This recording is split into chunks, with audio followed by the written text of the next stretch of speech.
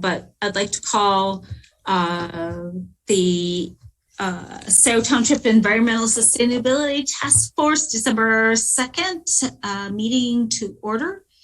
And we'd like to adopt the agenda. Is there a motion to do that? Motion to adopt. A motion Second. From Charlie Nielsen and support from Karen Duff. All those in favor say aye. Aye. Aye. Any opposed? Aye. All right.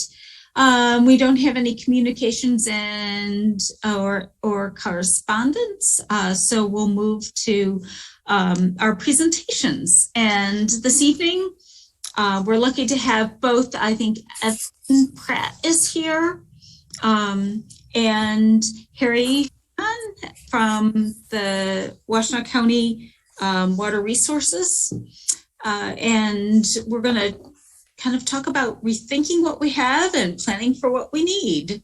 And with that, if you know, Evan, if you want to introduce yourself, and Harry, go ahead and introduce yourself, that would be great. Sure, I'll do a quick start. Wait a second, I need to record. Yep. Gerd, you had a question? I was going to ask about the recording. Yeah, hang on. I have to figure, for some reason. Hang on. Let me close my participants.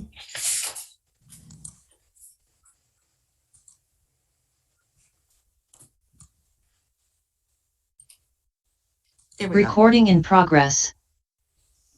All right, so this is the December 2nd meeting of the Scio Township Environmental Sustainability Task Force.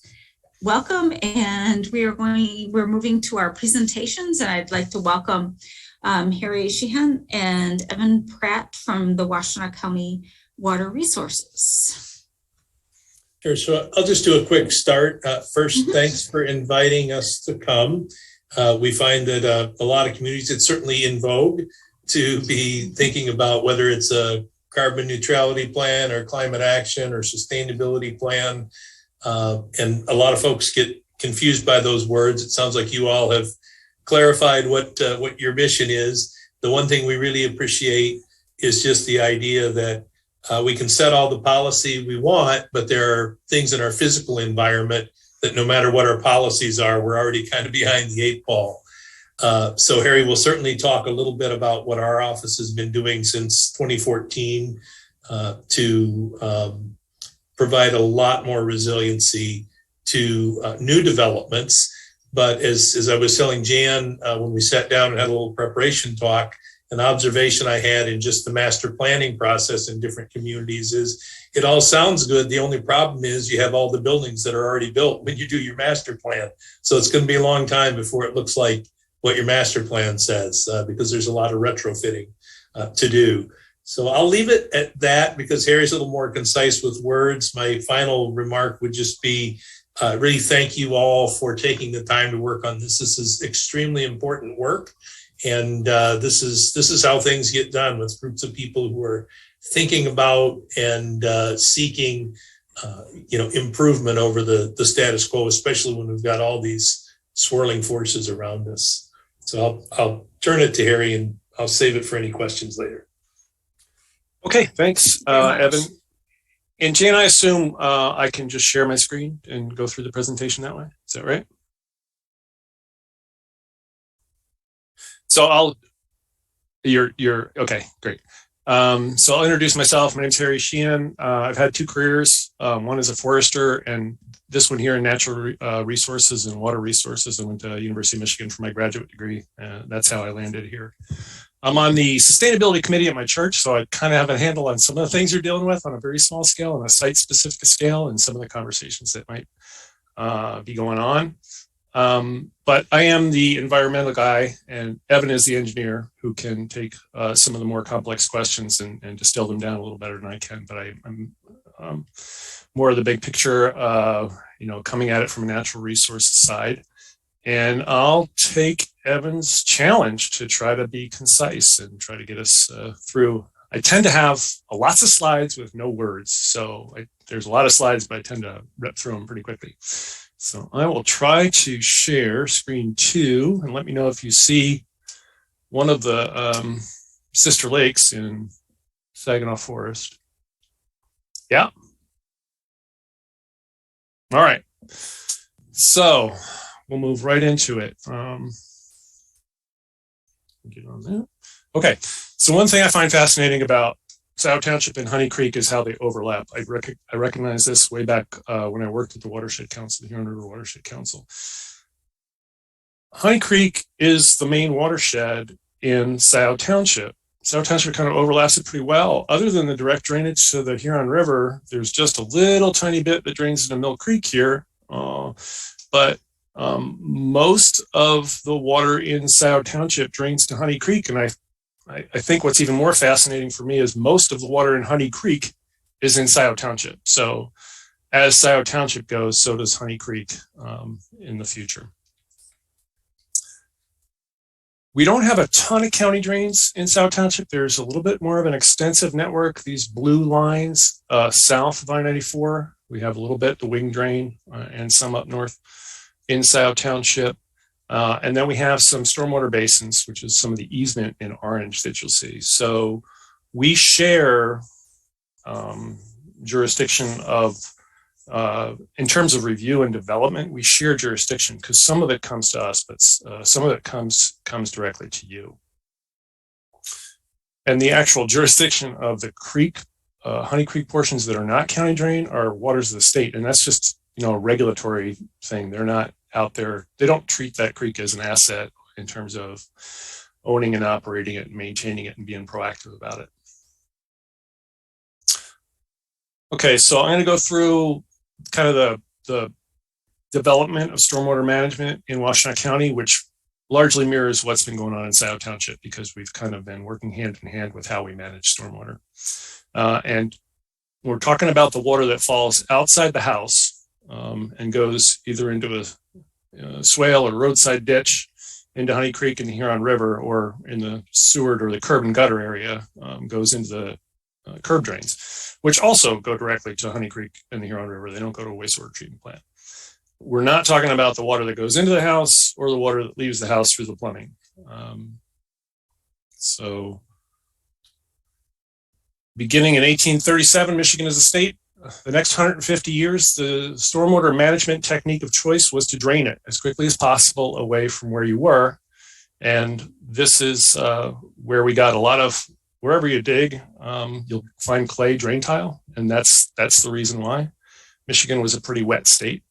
And this is also the reason why you have drain commissioners, because this is one of the first township or municipal elected officials that was created right after statehood, just to make the land arable. So that worked pretty good for a while, particularly for the folks upstream.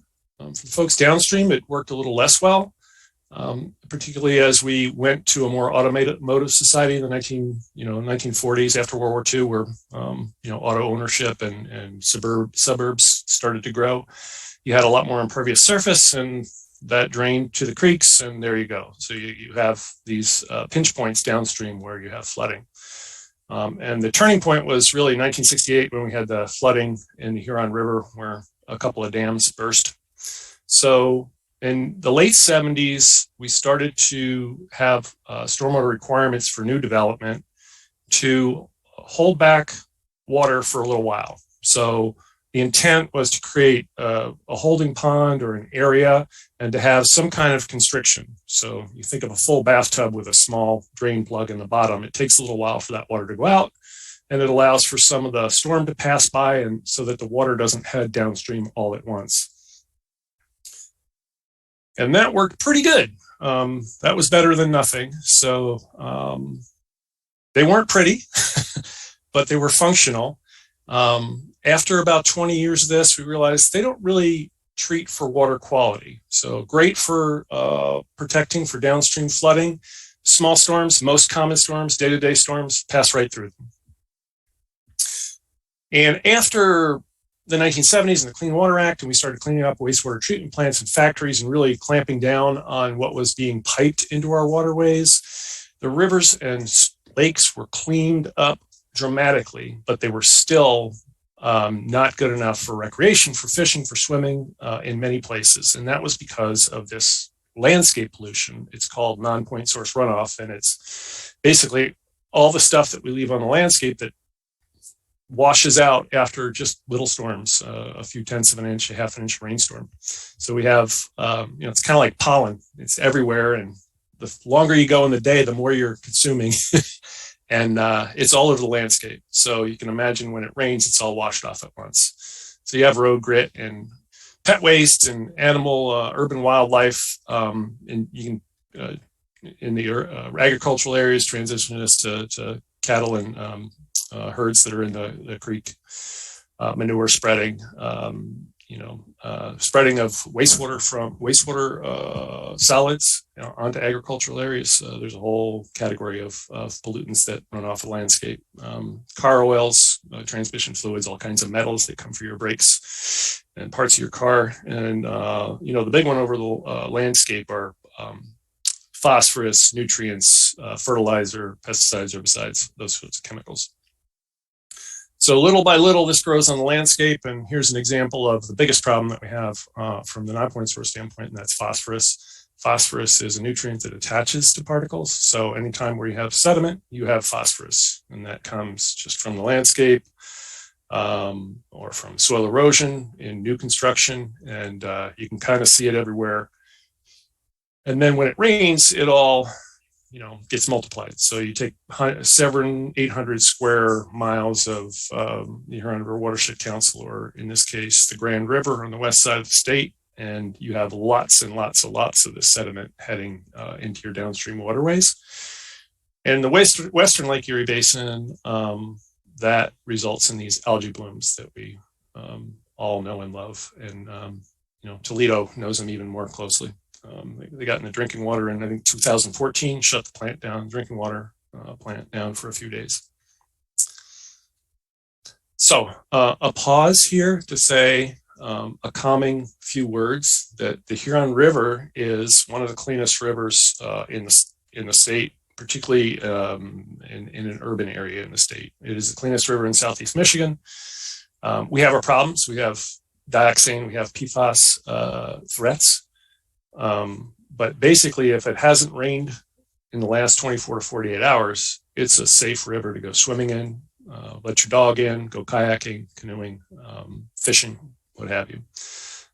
So I don't want to overemphasize the problem. The problem is related to rain events.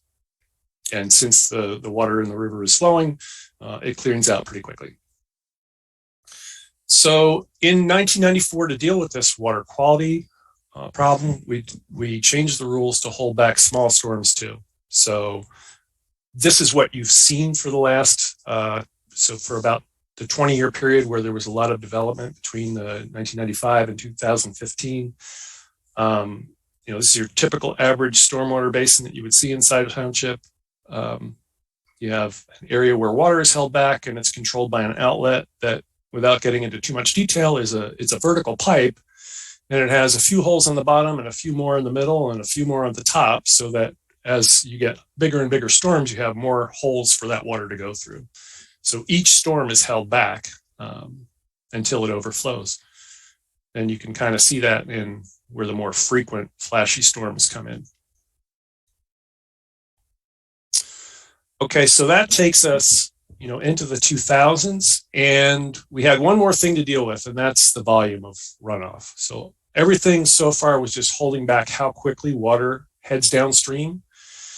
What we needed to deal with was the volume. So if you take an area like the Briarwood Mall in 1947 and you compare it to what it looks like today, you can see that the water is cut off from infiltrating into the ground. So even if you hold it back in these ponds that are created just to do that, they're holding back a lot more water because you just have way more pavement, and it's got to head downstream. You can't get into the ground. So in 2014, we changed our rules again, realizing that we have these stormwater basins that we're requiring for new development. These are great places to infiltrate water during a storm and after a storm. if you put them in the right place and if you know what your soils are. They don't all look like this. These are some of the more greener vegetated basins or rain gardens. But what we do require now, since 2014, is infiltration testing. So before any buildings or parking lots are planned or concrete is laid out on a piece of paper, we have to have infiltration testing to know on your site where you plan to develop where are the best infiltration areas. And that's where the stormwater should go. And then you build around that. So being a little more proactive about that. So you can't do that in areas that don't infiltrate well. This is a heat map from 1 to 5 of the infiltration rates in Scio Township, and you don't have to get into the details of it, but what I would point out are there are areas where there's very good infiltration. I won't try to describe colors because I'm horrible at that, but this is kind of a rose color, and it's the number 1. Those are pretty good percolating soils. And the 2s and 3s and 4s, which make up most of the rest of the township, are pretty good. 4s are getting to be, pretty clay soils or muck soils or not very permeable. So, much of the township, except where there were or are creeks, Honey Creek here, the river along here. You can see my arrow going across, yeah? Yeah. Where you have a lot of 5s are where the creeks were or are, depending on whether they're piped or not. And this area, southwest of the township, which you're probably familiar with, it's the gravel. If you head west on Liberty, off the pavement, you'll know that area has a lot of wetland and doesn't really drain very well. It was swamp. So we make new development conform to this to the extent that they can, given the natural conditions that are present. If you'll notice the wetland map from pre-development conditions, these wetland maps also trace those same patterns where water is, where Honey Creek is, and where swamps were. You pretty much have wetland. You're not going to get perk there. One of the other things our rules did from 2014 is recognize the decades of collection that NOAA did on changes in storm events, and we now have a different definition of what a 100-year event is. Instead of being a little bit under 5 inches in 24 hours, it's a little bit more than 5 inches in 24 hours. And you can see from these are 1 hour intervals that you can get 1.4 inches in an hour in some of the storms that we had this year. This is the June 26th storm. So what does that mean in terms of what we have? As Evan described up front, we have areas that were built before we did a whole lot of stormwater management. If you look at the 1940 map to the 1980s map, there's not a ton of development in Scio Township. In 1993, you have very much a pattern of what is established today. You have Thornton Farms. You have the Jackson Road corridor, which back in the day was 2 lanes.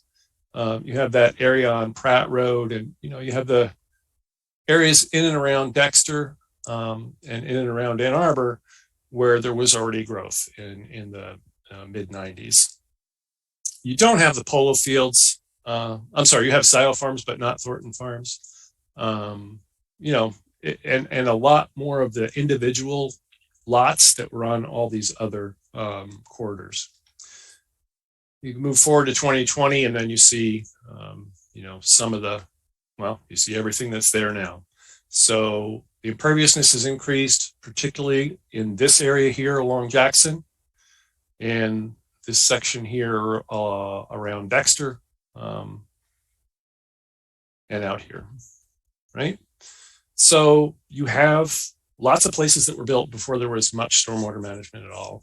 And you have lots of places that were built where there was not the standard of today. And then you have the newer development that's been put in place in the last 5 years, or maybe even less because of the long-term process of developing, where it's really very robust. So we've gone about as far as we can go with regulation. You can you can predict bigger storms and you can try to regulate for bigger events or higher intensity events. You run into limitations there because your pipe sizes aren't going to change that much. Pipes that are in the ground are only going to be able to convey a certain amount of runoff. So we could regulate for higher storms, and that may be in the cards someday, but there will always be a higher storm. And what we're really trying to deal with is the more erratic, flashy floods.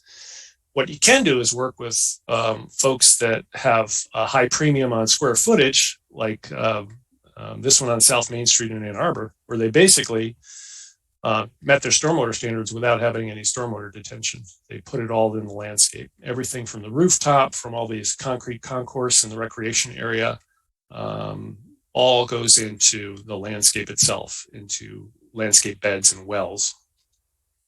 This is from Insight Design Studio, a local landscape architect in Ann Arbor. And you can see the pattern of using native plants, native landscaping, high maintenance, but it's also functioning not just as a landscape, but this is your stormwater control. And pretty attractive if it's done right. You can retrofit parking lots whenever there's a parking lot being redone. Even roads you can retrofit to a certain extent, depending on utilities. But instead of these raised curb landscape areas, you can have them sunken, and that's actually required in Ann Arbor now. So this is the Malletts Creek Library. You have the runoff going straight into these swales. You even have a green roof in this case, which we have very few of. And another way to retrofit is using these doghouse plastic structures. These go underneath the parking lot. So if you tear out a parking lot, this is a way to put a stormwater basin underground and to have all the water run into it and into an infiltration bed. I think I've seen these out on Jackson Road recently. There was a auto dealership that was using them. I think Lewis Jeweler, where Quarter Bistro was, I think those just went in there too. I miss Quarter Bistro. And what do you do about residential areas where, things are set in place and there's not a whole lot of retrofit opportunities? These places, these homes probably aren't going anywhere anytime soon. So we'll get into some of our programming. What we've done is to try to, it's private property. You're not going to have a whole lot of regulatory authority. There's not going to be a whole lot of turnover. So what you can do is try to get water into the ground closer to where it falls off the roof or off the concrete or asphalt. And that's what we've been focusing on for 15 years now. We have rain gardens, swales, and native landscaping, and even trees in some places where, you basically use the water as a resource in little micro pools instead of shuttling everything to the bottom of the project into a stormwater basin. We've done this with road retrofits, high-end and even a little more frugal methods of doing this on road right-of-ways. This is Miller Road in Ann Arbor. And a great place to try this out are places that have large buildings, large parking lots right next to large lawns. And that category is churches, schools, daycare centers, office campuses, municipal buildings, those sorts of things. So we've been working a lot on that. And we have been focusing on the rain garden program, as I say, for 15 years. About 8 or 9 years ago, we started doing master rain gardener classes. We've trained several hundred volunteers to do rain gardens. And we've built 1,277 as of the beginning of this year, 1,277 rain gardens. And, a good chunk of those are in the more urban areas in Ann Arbor in particular, in Ypsi, but there's quite a few in Scio Township as well. We do have some expertise in trying to acquire funding for some larger scale stormwater retrofits or stormwater management projects. We've done about, I would say, close to $30 million of these over the last couple decades. We know what works, we know what doesn't work, we know how the rules are changing, and we know how the ARP money and the infrastructure money may come in and impact us in the future. So we're happy to have conversations about what possibilities there may be in Scio Township. So this is Mary Beth Doyle Park in Ann Arbor, just across the street from Cobblestone Farm. It's been in place since 2007, working really well, treating areas of residential development where there just wasn't any stormwater. So, it all comes to here. We've tried all sorts of things like porous pavement, porous asphalt, porous concrete. We know where it works particularly well, like in this case at Washtenaw Community College Rec Center, where you have kind of light traffic and you have overflow parking where all the parking lot can drain into. So you have an area that will require very little maintenance, won't clog up, perfect for porous pavement. And then we've tried it in places that have not worked out so well. This is Willard Road in Ann Arbor by campus, by the southern edge of campus there in South University. This is that beautiful pervious pavement right after it went in. And this is really just, not more than 10 years later, where it just didn't hold up. Some of the other things that we are involved with, engaged in, that shouldn't go unnoticed is the soil erosion sediment control. It's kind of critical for our phosphorus and our sediment problems that we have in not just Lake Erie Basin, but Ford and Belleville lakes immediately downstream, and some of the Barton Dam and some of the dams, some of the impoundments of the Huron River. We are inspecting the new development as robustly as possible. I think we were just letting go of a seasonal, but I think we still have we have 3 people at it. You don't necessarily think of household hazardous waste as a water quality issue, but if this stuff isn't collected, it tends to get dumped, and liquids easily find their way into the creek, and sometimes transmissions and refrigerators and all sorts of things do as well. So good to capture all those. We have our Environmental Excellence Award, which is essentially partnerships with businesses to look at waste reduction, pollution prevention, efficiencies that help protect our rivers and streams. We had these celebrations every year for the last 2, though we have not had them in person, unfortunately. And we work with, it's not just us. If there are some projects that you have in mind or come to mind, or some initiatives that you want to get started, we have some pretty good partnerships developed and collaborations developed with Huron River Watershed Council, the University of Michigan, even the Road Commission on several projects now, and Eagle, as well as private partnerships as well. I can't finish a presentation without talking about trees and their value to the landscape. So here it is. There are plenty of tree calculators online if you don't believe me, but trees check a lot of boxes for stormwater and groundwater recharge, carbon sequestration. Prairies do this very well also. Property valuation, sustainability, heat island effect, the gamut. People love them. They're low maintenance. They grow. It's an asset that accrues benefits. So in that vein, picture, what the possibilities are street by street. We're not talking about looking at taking the whole township on in terms of managing stormwater. You have to look site by site what can be done. And you take a look at the street like this, and there's plenty of trees, and there's a lot more trees than there were when these homes were built because they were built on farmland. But there's not a whole lot by the road. So the road is what's creating and generating the peak of the flow that gets to the creek. When it rains and there's water all over the landscape, roads are the creek. They're draining directly to it. They're tributaries. So what really needs to happen in places like this is for you to have a little less lawn, perhaps a little more crabgrass, because you can tell these are all treated lawns. And these are swales that are already in place that can have check dams and native landscaping installed in them. So you can have rain garden type of swales or bioswales, bioinfiltration. This is in an area where soils are pretty good. Or you can have, some kind of reforestation or urban canopy increase project in place.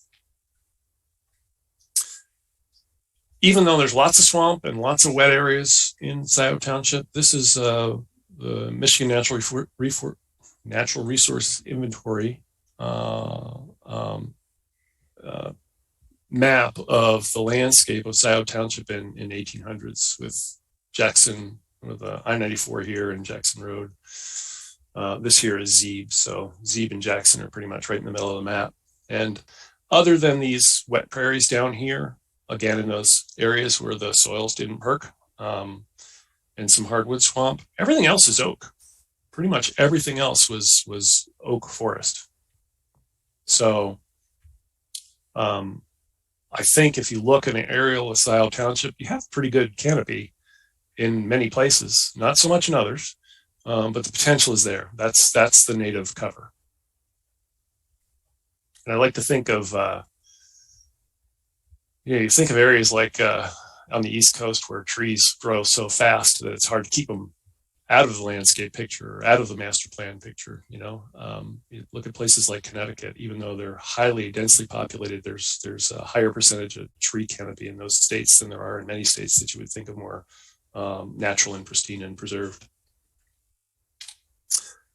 So I took a look at the land use plan and the current land use map, and there's lots of green areas in here for potential outdoor recreation, agricultural preservation, which is great, particularly in these places here, which are not going to drain or perk all that well.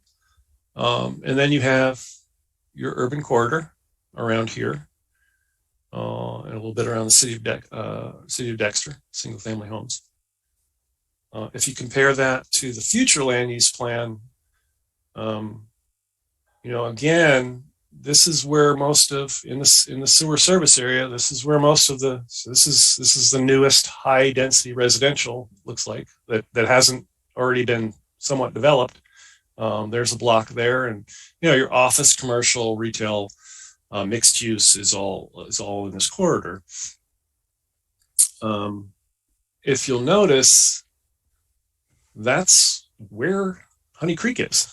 Honey Creek crosses several times that corridor and runs even through it. So important what goes on there. Important what goes on in terms of impacts to Honey Creek and also downstream property owners adjacent to the stream bank. You'll also notice, and I'll point out, this is Jackson here, this transparent area right here. That's Jackson. And this is Zeeb right here. And Pratt Road there, and I-84. So this corridor is in kind of the area where some of the best percolating soils are. So there's lots of potential in development and redevelopment to really get most of that water in the ground where it's supposed to go, or where it went before buildings were put there.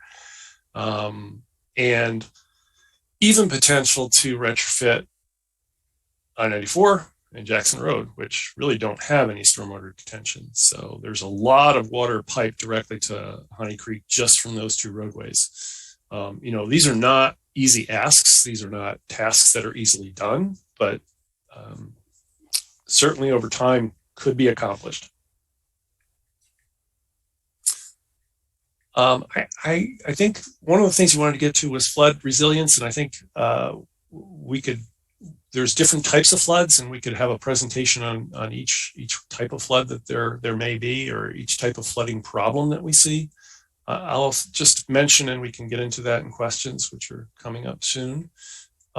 We had 3 10-year events on the east side of the county this year: June, July, and August. So within 90 days, we had 3 10-year events in places. We had one 100-year event in the southeast side. And there's more to come. This is not a pattern that's going away. The types of flooding that we've seen, particularly this year, mostly what we saw is sanitary backups. So the sanitary system being overwhelmed with groundwater and stormwater, and just not being able to carry flow away. So it tended to back up into people's basements and into wherever the low spots were in the system. We had stormwater in terms of basement sumps. I'm in one of those basements where there was a sump that failed, and stormwater or footing drain water came into my basement. Those are pretty common as well. And then floodplain, if you're along the creek or in your wetland, you're next to a wetland, you're we've done a pretty good job of draining the Michigan landscape, but it has to go somewhere. And those places are the creeks and rivers and lakes. And those places have a ring of floodplain around them. And sometimes those floodplains have homes and buildings in them. That's just a fact. We have street and overland inundation, and that's just when the rain comes down so hard that it doesn't have the storm sewer system doesn't have the capacity to carry it away. And it's temporary, but that doesn't matter if the water gets into your building. And then there's maintenance, plugged storm drains or log jams in the creek, that sort of thing that create flooding. So we can get into specific details about that. I'll just say that these are the floodplains that we're talking about. These are designated FEMA floodplains in Honey Creek and Mill Creek, Huron River, 100 and 500 year floodplains. So you would expect that, these are areas where you would expect flooding to happen regardless of stormwater management or measures taken. Okay, well, I tried to cram as much as possible, but I also wanted to leave time for questions and discussion because that's where the meat of most of these presentations come from. So I will I'll stop talking and say that thanks for having us to talk to you tonight about this. We're interested in what you're doing. To the extent that we can help, we'd like to team up and partner up.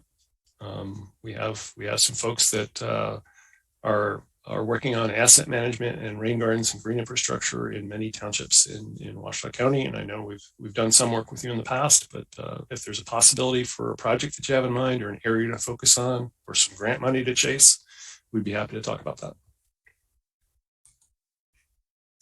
And I will stop sharing.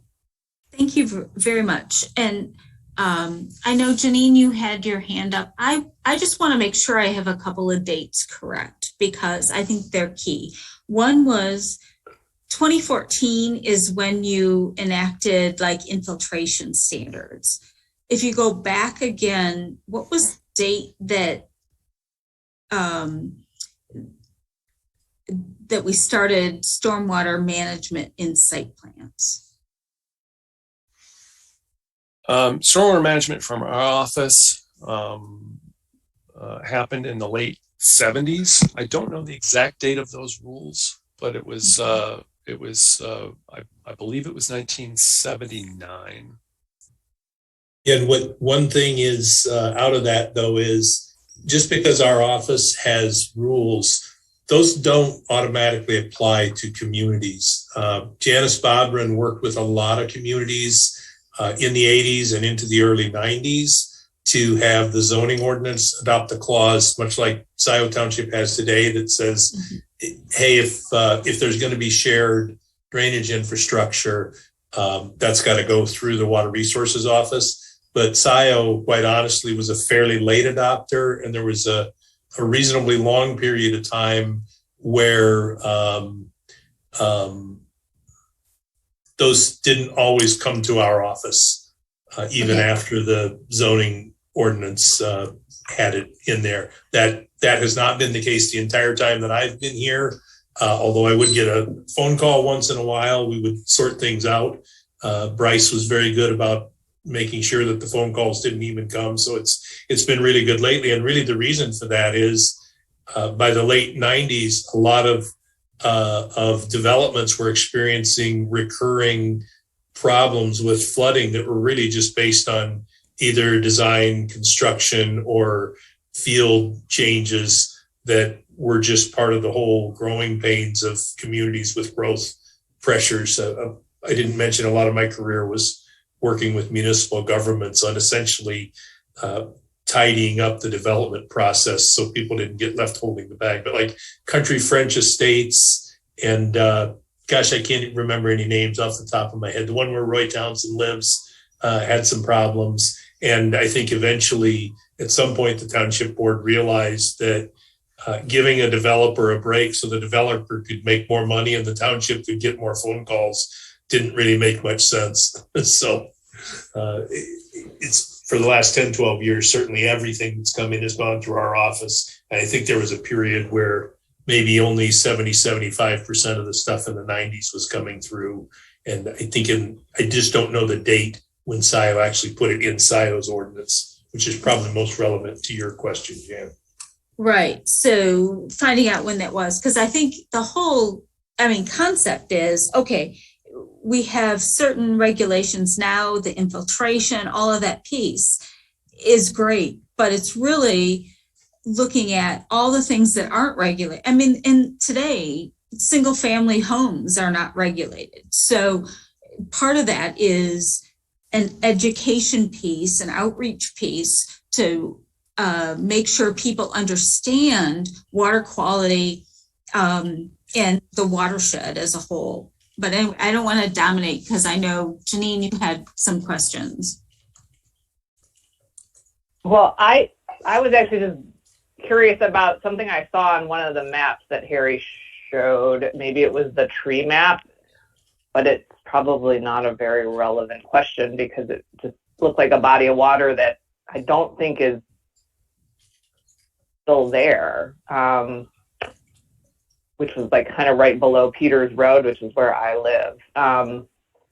So anyways, that was a micro question, but I guess more macro question is, I just heard a story on the radio yesterday, NPR, WEMU, that had to do with like public health issues related to and public health and environmental issues related to those of us who are on, aren't on public water systems. So those of us who have, not Wells. What am I? Pardon me. Wells. Thank you. Well, so I don't think Harry mentioned anything related to that in this presentation, but is there something that we should be paying attention to related to that, to Jan's point about public education and how septic systems and wells, relate to any of this? Because that's where it feels to me like some of the rubber hits the road, right, in our own backyards, potentially. I don't know. So that was my question. Yeah. So on septic systems, so it says Water Resources Commissioner, and that sounds fancy, but we really only deal with drainage by statute. And if you actually zoom out to a county map, probably only 15% or so of the historic creeks in the whole county end up under our jurisdiction or any agency's jurisdiction. Most creeks throughout the state, as well as our county, are not really regulated by anybody, just for starters. So for seconds, though, on your question about wells and septics, so county public health departments are responsible for issuing permits for both wells and septics. Wells are there and they exist, and testing and sampling is not mandatory or required. Always good practice to do it once in a while. Sometimes when people are getting ready to sell, or maybe a purchaser, that may come up of like, hey, we want to get samples in the well. Well, what do we sample for? And that's always a little bit of a do loop for folks who want to make sure it's safe. But for an environmental health professional who's saying, well, what do you want to be safe from? There's a billion chemicals to sample for. We can tell you some of the things that we know naturally occur, things like arsenic, this or that. So that's one piece. Those don't really get regularly checked on, but I don't believe they're generally affected by rain unless somebody's what you call wellhead, which usually if it's not connected to a pump that's in a shed or something, sometimes it's a pipe 6 above the ground, like flooding getting into a wellhead is a problem. We had a project up in Saginaw Hills where someone was affected by that. And we did some modifications to our drain and did some additional grading to better protect the wellhead, for example. So it's not a very common problem.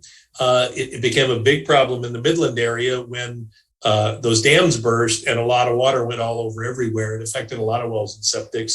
The good news is Washtenaw County is one of 8 counties in the state that have this point of sale septic ordinance. And septics really have a high potential to affect water quality. Typically, when septics are inspected anywhere in the US, for, hey, are these in good shape? About 25% are found to be not in such great shape. So having a point of sale ordinance that at least has a, if you don't sell for 30 years, it doesn't trigger it, but it has a point in time where every house is probably going to get sold.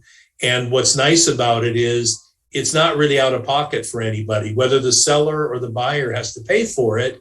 It's typically going to be rolled into the purchase deal. You're going to get a little less money if you're the seller and it's your job to pay for it. You're going to be financing whatever it costs if you do have to replace things if you're the purchaser. So the county's health department is in the same office as us. We certainly talk about things, and it's something to be aware of, but typically that's not a huge issue. A lot of septics were put in a long time ago, just like the pictures of those houses in places where it's going to be tough to retrofit. A lot of septics went in where maybe they couldn't get a septic permit today. And when they come through for point of sale, they end up having to put in a very expensive field, a lot of times like a sand mound or something like that, that's sort of raised above ground to get it out of the water, because it won't cause a problem with the groundwater. It'll just overflow into the environment. So did that answer your question? Kind of a long answer, but there's no short answers in the water business, it seems like. Thank you. That's helpful. Yeah.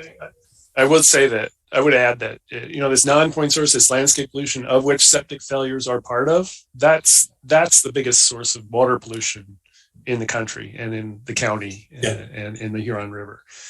Drinking water is certainly something to find out more about, and I would refer you to the county health department for that. We do have a septic ordinance, and Evan covered that, but really just from a water quality and a stormwater perspective, the reason that Western Lake Erie Basin is having problems is this landscape runoff. Charlie, you have your hand up. You need to unmute. Yeah.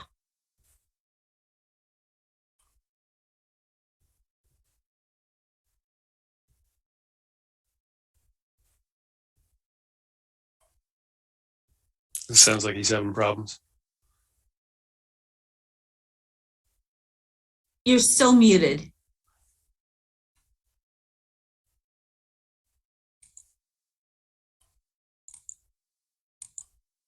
Who are you looking for, Jan? Okay, now I think I got it. There you go. I kept on muting and it remuted itself, but it listened to me that time. So anyway, I was curious which dams broke and were they simultaneous or as a result of the same event? I was 5 years old and I lived in New Jersey at the time. So the Gallup. I was talking about Midland. I don't know if you were talking about. Oh, you were talking about this. Oh, I did. I thought you meant on the Huron River. They did. In 1968, we had a flood Yeah, that crashed the dams. I believe there was damage and partial failure of Barton, and the one downstream of Gallup, which is Dixboro Dam. Okay. That's the one that failed, and that's the reason that we have the configuration of Gallup Park today. That whole area of the river had to be redone. The good news was they didn't have to dig out sediment from Gallup Pond like it has accumulated today, because when the dam broke, dams don't actually, concrete doesn't explode when they say a dam broke. What happens is the dirt around the edges of the dam, there's a weak point and the water blasts through that, but it damages the structure so much. So it's really all about dirt and rain. It's not as much about concrete. People always picture these exploding concrete things. Yeah. Right. Thank you. Suzanne. Yeah, Evan, I wondered if you could talk a little bit about an example of a kind of partnership that you did. I'm thinking of the Harris Road project on the east side of the county with all of there's road improvements going on. I'm thinking more on kind of the funding side. How can a community utilize different funding sources to really capitalize on, a multitude of improvements for traffic, for non-motorized transit, and then obviously water quality. Thank you. Yeah, and Celeste had a question too that's road commission related, so maybe I'll try to knock off both of those. So what I do is I look at because I'm on the Watts committee for transportation, I look at the list of funded road projects and just try to look for anything, like as I'm driving around doing other stuff, just because it's such a long burn for road funding. It's 3, 4, 5 years. You've got plenty of time to drive past something on the way to something else and say, that might be a good opportunity to get some infiltration, because really road runoff is to me, the biggest source of the nastiest pollution that goes into water resources. And typically it's totally like Harry said, that is the creek. There's not any filtration or slowing down, that type of thing. So we saw an opportunity in Ypsilanti Township to add rain gardens. There actually wasn't storm drainage because it was so sandy out there already. So we were able to add some rain gardens.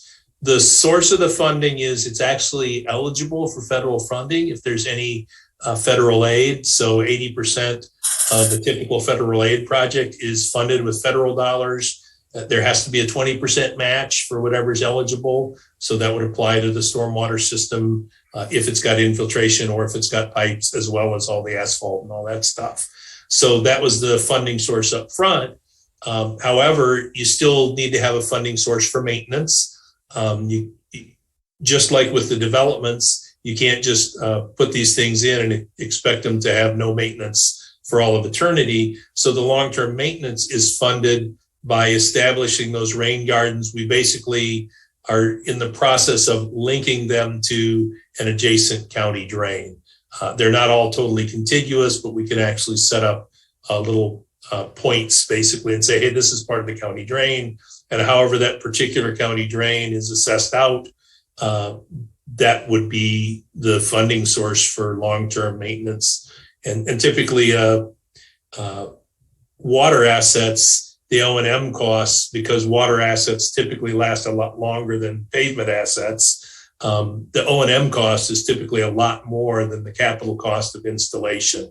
Even though maintaining a rain garden isn't that expensive on an annual basis, it still adds up if you're going to maintain it for 50 years, even if it's only $1,200, $1,300 for a basin. So that required a lot of work with the township, some learning and growing pains with the road commission. But we've got 2 or 3 other partnerships we've done with the road commission, just because that pollutant load is so important to get. And there's other rain gardens along streets in City of Ann Arbor.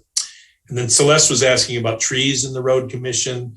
I don't know about street trees, but I used to be a municipal engineering consultant. I was not an expert in the road side of things, but depending on the design speed of a roadway, there's what's called a clear zone where you don't want any fixed objects in the way. And even though it's a very low probability that if you've got one large tree in a mile of road that somebody's going to hit it, it's what we call in the business a high consequence. I just texted Jillian.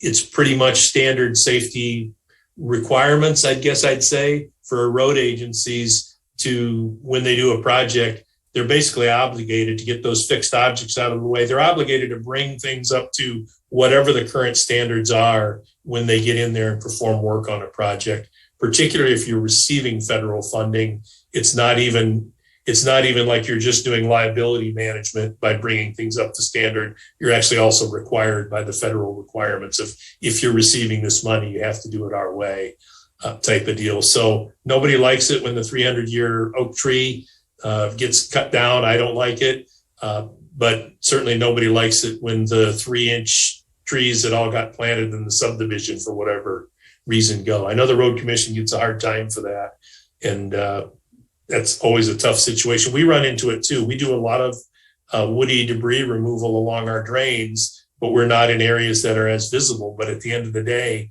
if the drainage system doesn't function, there are a lot of consequences upstream.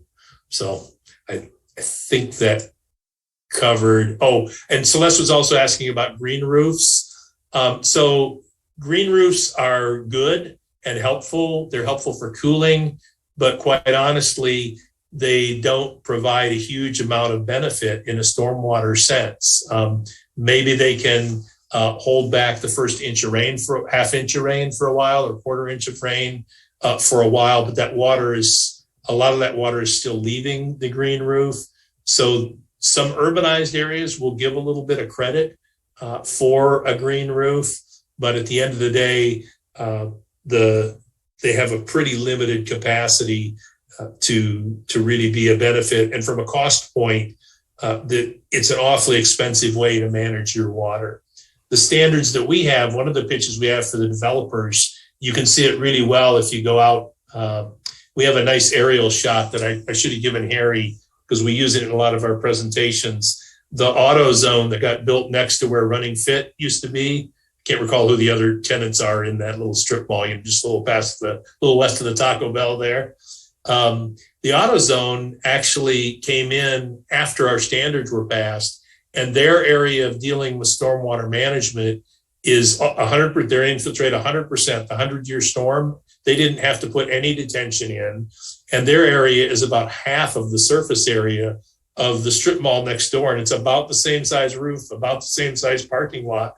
So the developer, and typically, I think in Scio this is true, a detention basin doesn't count towards your landscaping or open space requirement in a lot of communities. But in a lot of communities, you are meeting a landscaping requirement with an infiltration feature. So what we explain to the developers is you're basically co-locating 2 and sometimes 3 of your site plan development requirements. And sometimes it takes less space. It's not always true, but that is something that can provide some kind of benefit to them on that side of things. So a little bit of a transition off of the green roof side of things, but just to explain that a little further. And we've also got resiliency built into those infiltration areas. I could explain the safety factors, but they do a lot more than they're designed for, just because we were very uncomfortable with pushing the edge. So right off the bat, I'm the engineer, so they can handle twice as much water as they're designed for. We just make everybody cut their numbers in half from what the actual percolation rates are when we test it in the field. And there's reasons for that. Like Harry showed with Willard, things that happen after construction are not like they were drawn up on the blueprints or experimented in the lab. I'll leave it there for more questions. I think one of the Dana, go ahead. Evan, nice to see you and keep up the good work. Hey, thanks. You mentioned that you think that roads are one of the major concerns, I guess, from a stormwater standpoint. And we obviously have a significant inflow from the Jackson Road corridor to Honey Creek. I'm a downstream riparian owner on Honey Creek, by the way. Do you have have you come up with any great ideas maybe that you might like to see implemented that would treat some of that stormwater from the roadways? Yeah. Or anywhere else as far as Honey Creek? Do you have any ideas of what we as a township should be looking at to try to improve the water quality in Honey Creek from a stormwater management standpoint? Right. Bumping up street sweeping right off the bat. The road commission is obligated by what's called the MS4 standard from the EPA. That's for water quality in municipal separate storm sewer systems. There's your 4 S's. And so they have to street sweep twice a year. They've got a permit from Eagle that says all the things they're going to do to make water cleaner. We occasionally hear complaints about the size and speed of the street sweeper, but I would just say this, because if I bike to work, I bike up Jackson Road because it's a nice wide bike lane. And there's really not going to be a time when you go along Jackson and you couldn't take a coal shovel and scoop up a fair amount of sediment from the curb. So additional street sweeping is one way to deal with that sediment. Obviously, a linear asset like a roadway has a lot of limitations. There's already a bunch of utilities and stuff. It's really hard to dig a stormwater basin along a road. And again, safety things are going to say that's bad. So when we do those rain gardens, there's opportunistic ways to do that.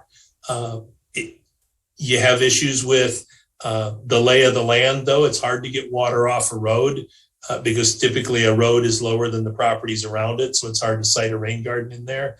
But yeah, the rain gardens, occasionally the mechanical separators, but really the street sweeping, just increasing that frequency is one of the best ways to reduce the amount of pollutant load that gets into the streams, as well as the sediment load that ultimately ends up somewhere or another in the stream. You know, some of it will get suspended and move down into the river. Healthy streams do have suspended sediment, but you get too much and it'll start settling out in your stream. And, you know, you like to have a nice gravel substrate in your stream for habitat for sure. So I'd say the quick and dirty one is the street sweeping side of things. And some communities will supplement that to their county road agency. Ipsy Township's thinking of that right now, partly because they get flooding issues from the heavier debris that comes off trees. You know, typically subdivisions with lots of trees are going to see a little bit more backups than when it's really rainy out. So Quick and dirty. I see what you did there. yeah. So, you know, it's not going to be redeveloped anytime soon, the road surface itself, but it isn't too early to start thinking about what that would look like. If you were to do that road over again, you do have room for stormwater. It's in the boulevard. It's in the middle.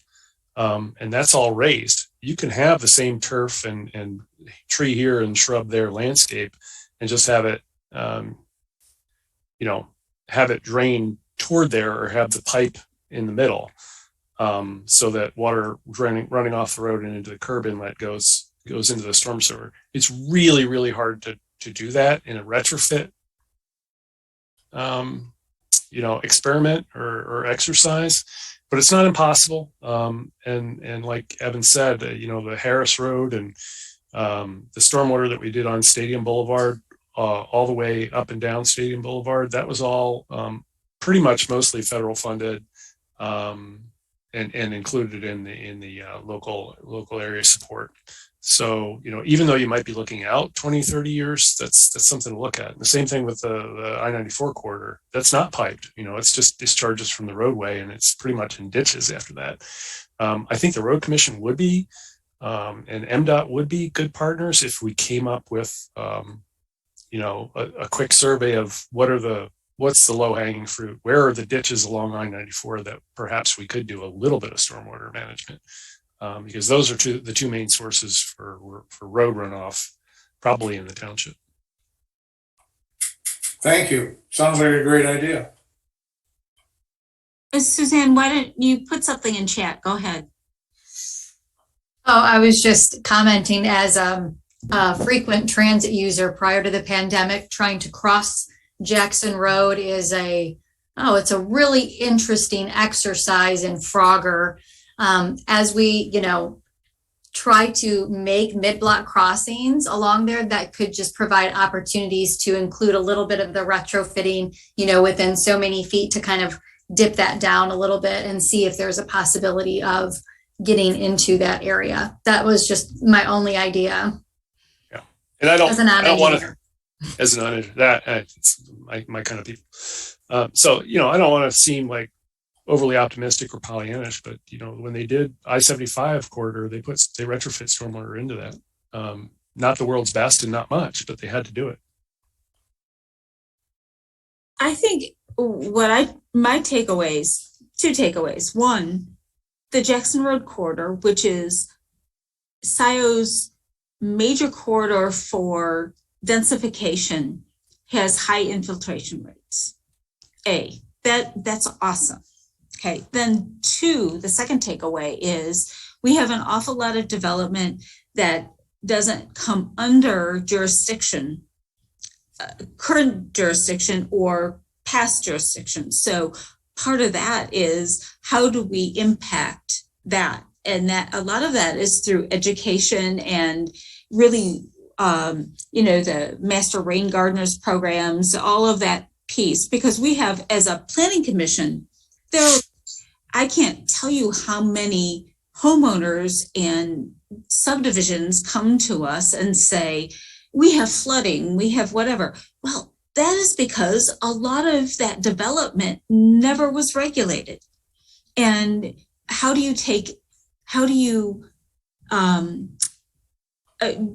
provide enough outreach and education for people to understand you need to take personal responsibility for the your impact, your stormwater impact. And so much of the township does have good infiltration, and how do we manage that and work on people to take that responsibility. And the other thing about the Jackson Road corridors, majority of it is in the DDA.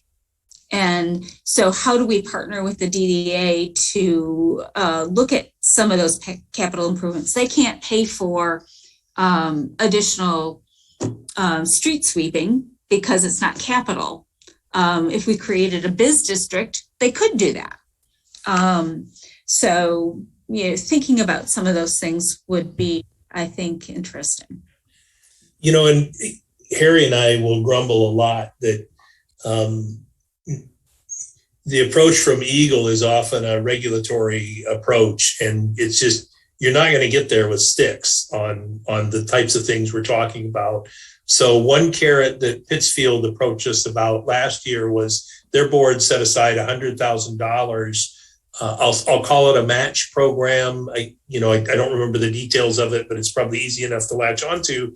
And it's for neighborhoods who want to do either trees or green infrastructure. Real simple, we'll help you if you're interested. And certainly what we've found when I go talk to our master rain gardener class, I just asked for 5 minutes, out of the whole 5 session thing. And I always open up with, I have a hidden agenda. I want a master rain gardener on every block. And that's because when somebody sees a rain garden, and we require, you can't graduate from the program unless you build a rain garden, and we require you to put a little sign. It's just a 4x4 post and it just says rain garden, but it's the conversation starter. And somebody's a lot more inclined to adopt behavior that's in their neighborhood or, with somebody they know, than when, the government comes out and says, we're going to help you here. So we just find that all those little subliminal cues that people can get are really well facilitated by having, modest carrot programs and, doing awards and stuff like that. And we've got some mini grants. We haven't figured out how to get the bandwidth yet to expand that. I've certainly suggested to the County Board of Commissioners that a match program with ARP money to incent things that would improve resilience would be good. It would be great if other people provided that feedback to the Board of Commissioners based on the enthusiasm level I've received thus far. So if you ever run into a county commissioner, that would be a great thing to suggest, because the ARP money is totally eligible for resilience type stuff. It's just hard to get. I can't even really get a clear answer on how could this information be presented so you could compare it to other things that are ARP eligible. So. And Evan, I think the other thing to really work on with the Road Commission, and Celeste, you highlighted this too. Yeah. There is no environmental lens that is in the Road Commission. And in fact, there are other less pavement oriented standards that the Road Commission could adopt, and they have not. So I think, some pressure in that realm makes sense. And the whole idea that you can save trees if you reduce speeds. Hello? It's, yeah, I think there's a lot that could be done there to evolve that organization. Mm-hmm. Yeah, it wouldn't hurt. Certainly, I occasionally ask Cheryl, how much do you spend mowing the lawn? And I know there's a payback period, and it's probably 7 to 10 years, but every time you drive by the front, And you know what? It was designed. I don't want to go there. Yeah, we want to have a big lawn. Sorry. It was designed as a natural landscape. Oh my God. Sorry. Oh dear, I didn't know that. Oh yeah, it was. Sorry. Oh well, too much history. But anyway, thank you. You've given us a lot to think about, and I think there are things that we can do internally, but also from an outreach standpoint. So sincerely appreciate your time tonight. Yeah, I'll leave Harry with the final closer from us, but I'll just say again, for anybody who wasn't on at the beginning, thanks thanks to this group, because it is very important work that everyone is really digging in on and leading in on. Yeah, it was nice to see the agenda and how many things you're working on. Sounds like a large task, and we appreciate you having us. I guess I would say that, the rain garden program itself was built on the idea that if you give people the tools and you kind of walk them through it and hold their hands, it's not that there isn't enough information or will to do things. It's just the clarity in how to proceed. So that's what we focused on with the rain garden program, is to walk people through the process and make it easy for them. Kind of like, I won't say a contractor because I have one working on my house, but maybe an interior designer who would walk you through how to not make your house look like it does when I design it, when I am in charge of the decorations, so it's nice to have a hand, someone with expertise to walk you through that. And that's kind of the basis of the rain garden program. It's been really successful.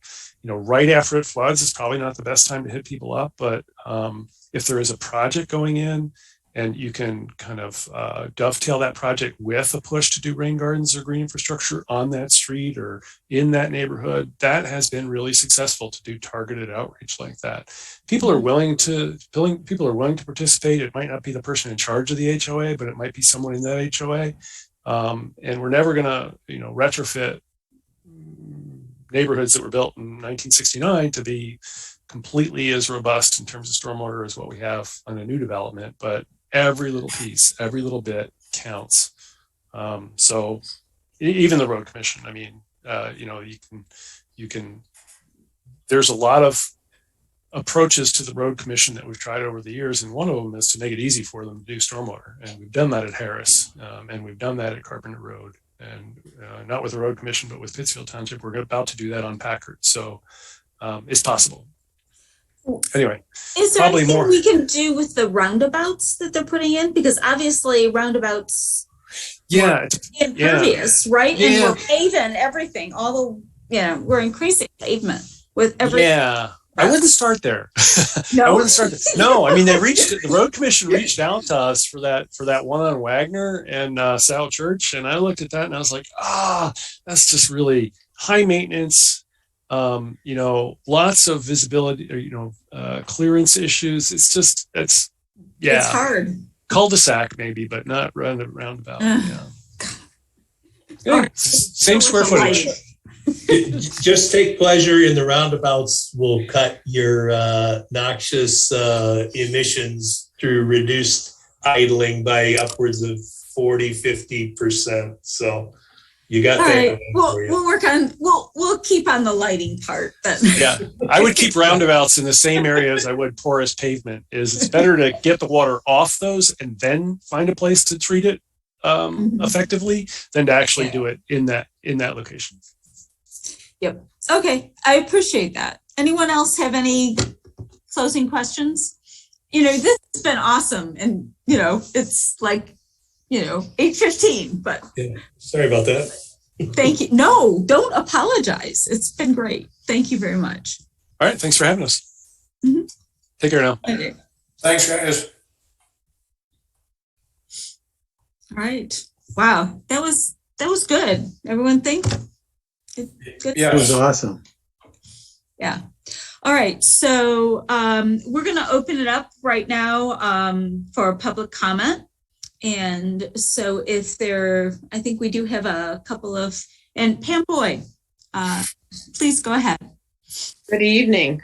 Thank you for that presentation. That was really fantastic. And I've lived in my house since 1992, and I have developed after this discussion a much greater appreciation from the previous homeowner who was a master gardener.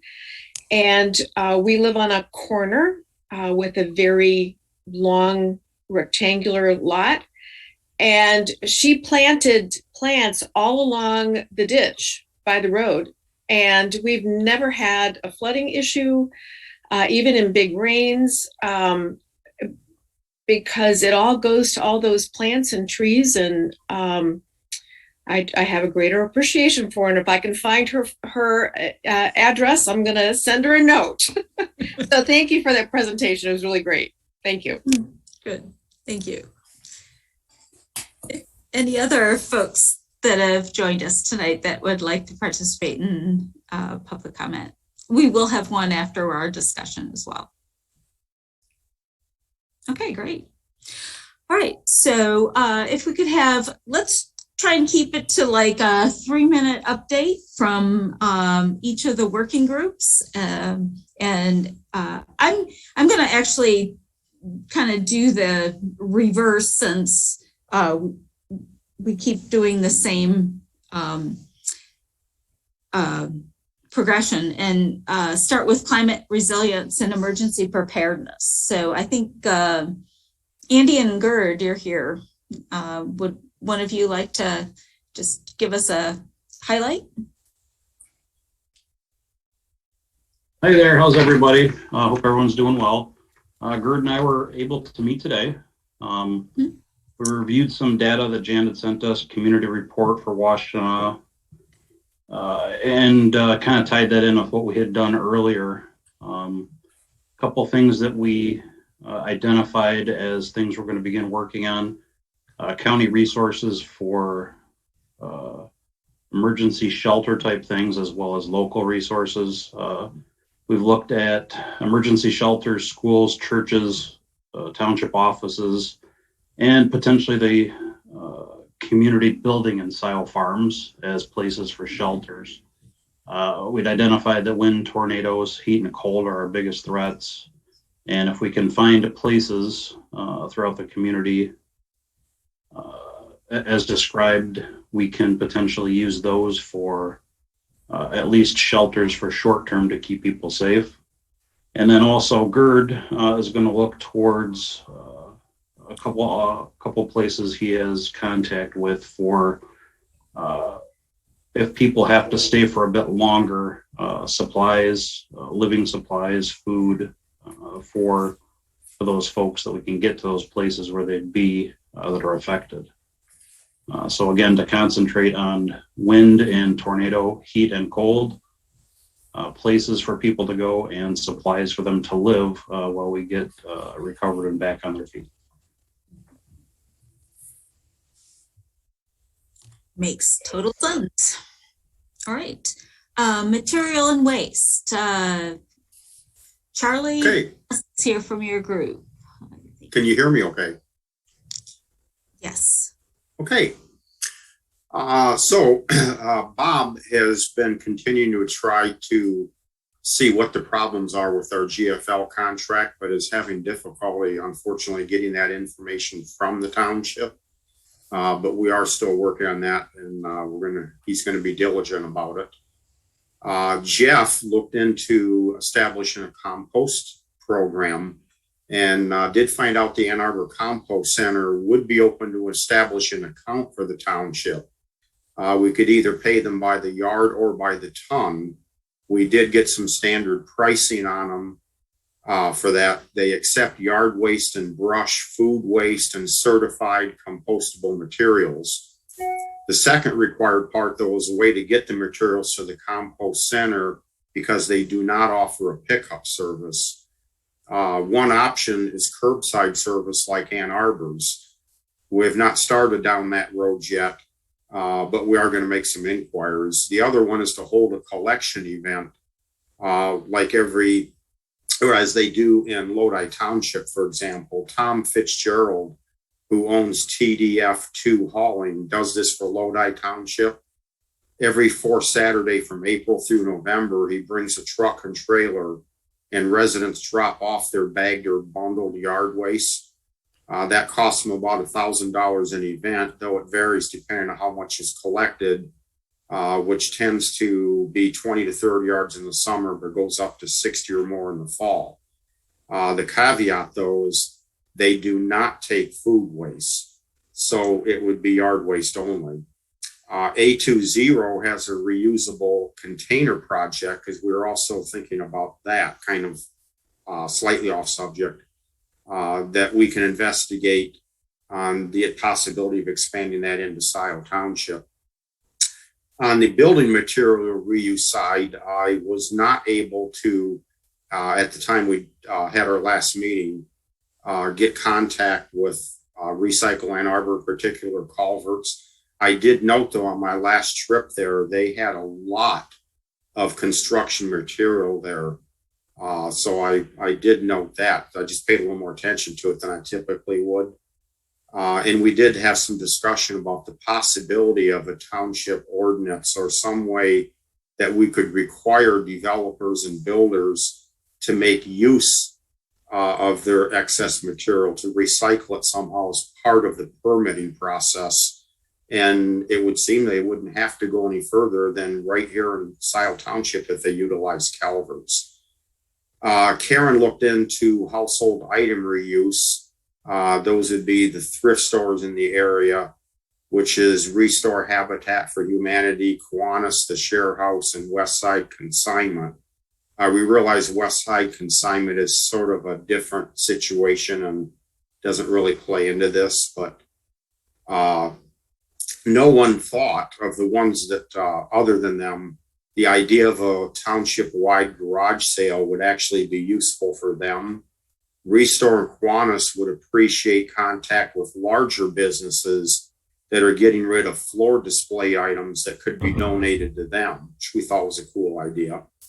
And also both mentioned a rebate for items that need to be discarded if donated by residents and they cannot be sold.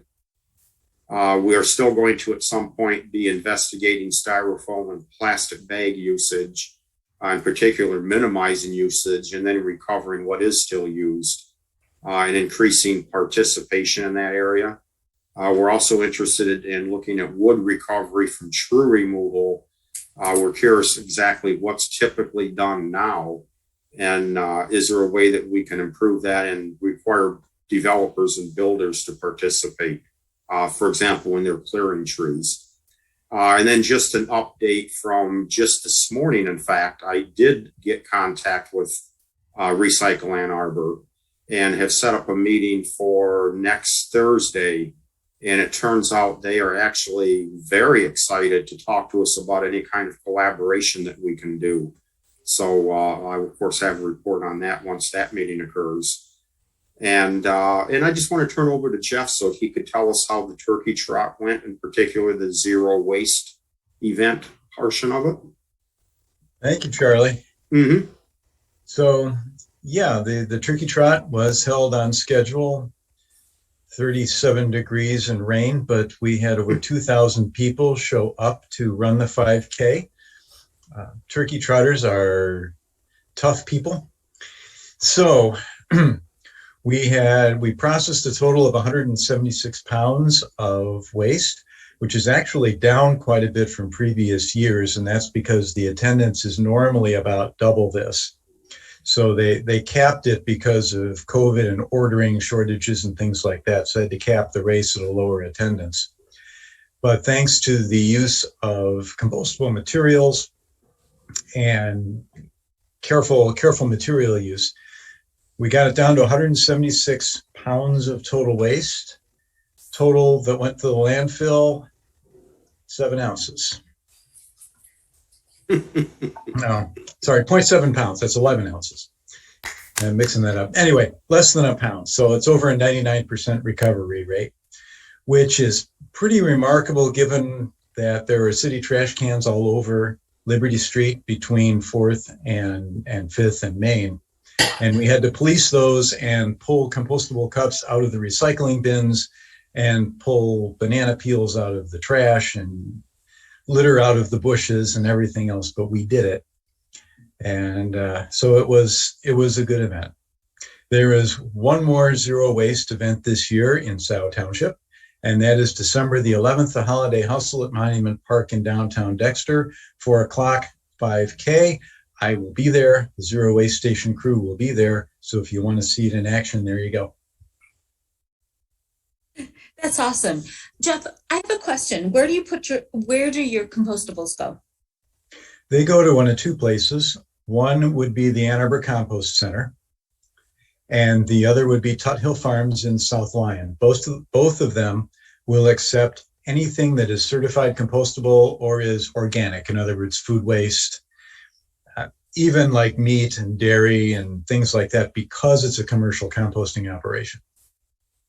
Yeah, that's what I've heard. The Tuthill Farms is because they get the higher, the heat is much higher that the compostability is. The commercial piles, the windrows, if you've ever seen them, are built that way. And then they are regularly aerated to introduce oxygen because you want the aerobic breakdown, not the anaerobic breakdown. That generates the heat that's necessary to kill the pathogens and the weed seeds and break down the certified compostable cups and forks and other things that might show up there. So yes, Tuthill, the Ann Arbor Compost Center, does the exact same approach. I've used both of them for years. I've been very happy with the service they provide and the way they run their facilities. That's great. Yeah.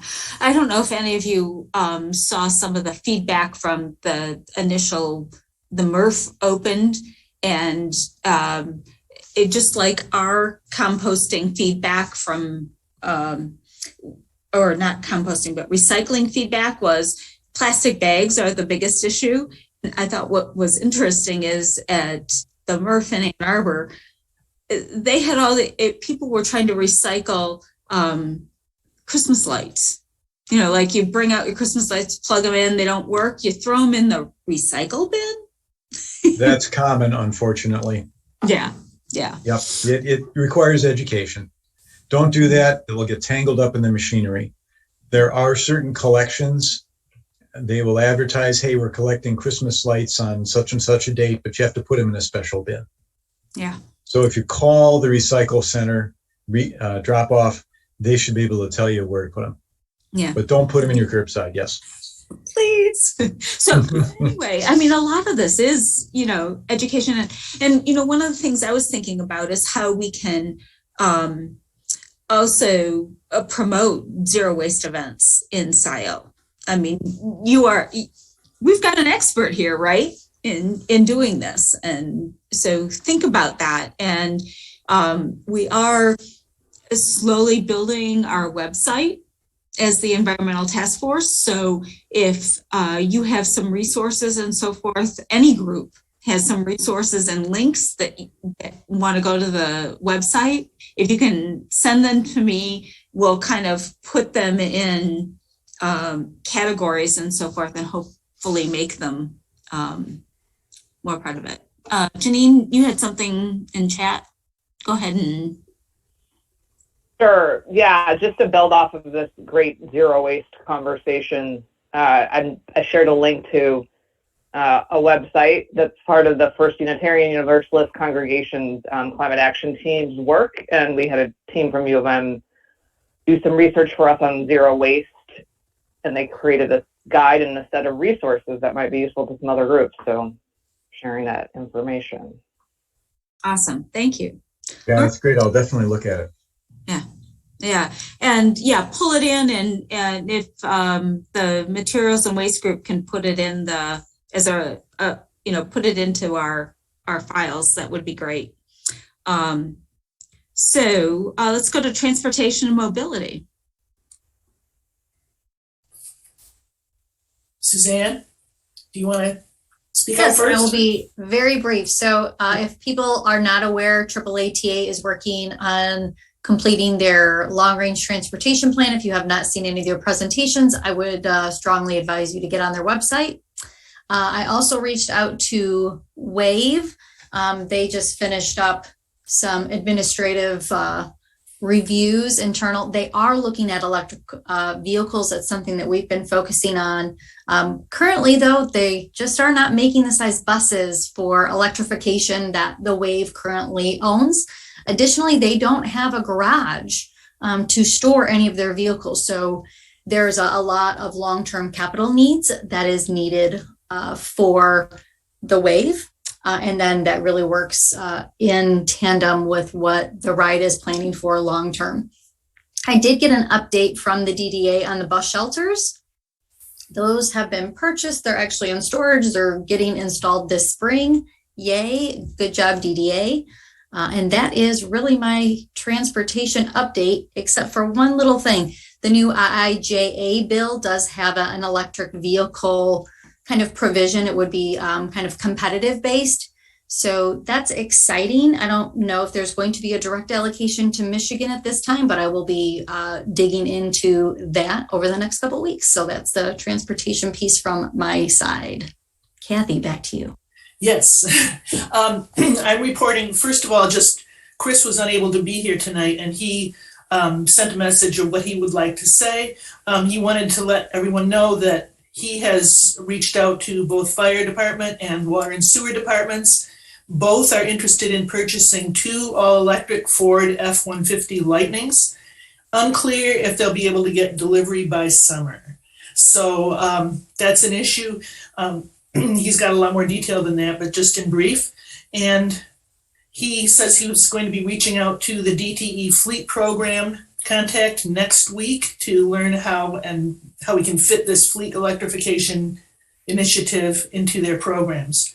Also, he's hoping to meet with Simi Bar at the Ann Arbor Sustainability Office next week to discuss the EV zoning ordinance changes that were passed in Ann Arbor and what we can learn from their experience. He has a whole series of questions to work on.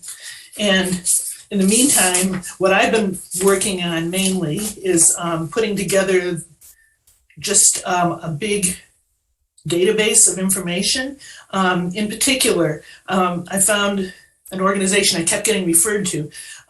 Great Plains Institute has a summary of best practices in electric vehicle ordinances. So we will be working on suggested components for changes in Scio's ordinances to essentially make our township so we can streamline the process for people coming through, make everything totally transparent, clear up front. What do you need to do? What's the process you go through?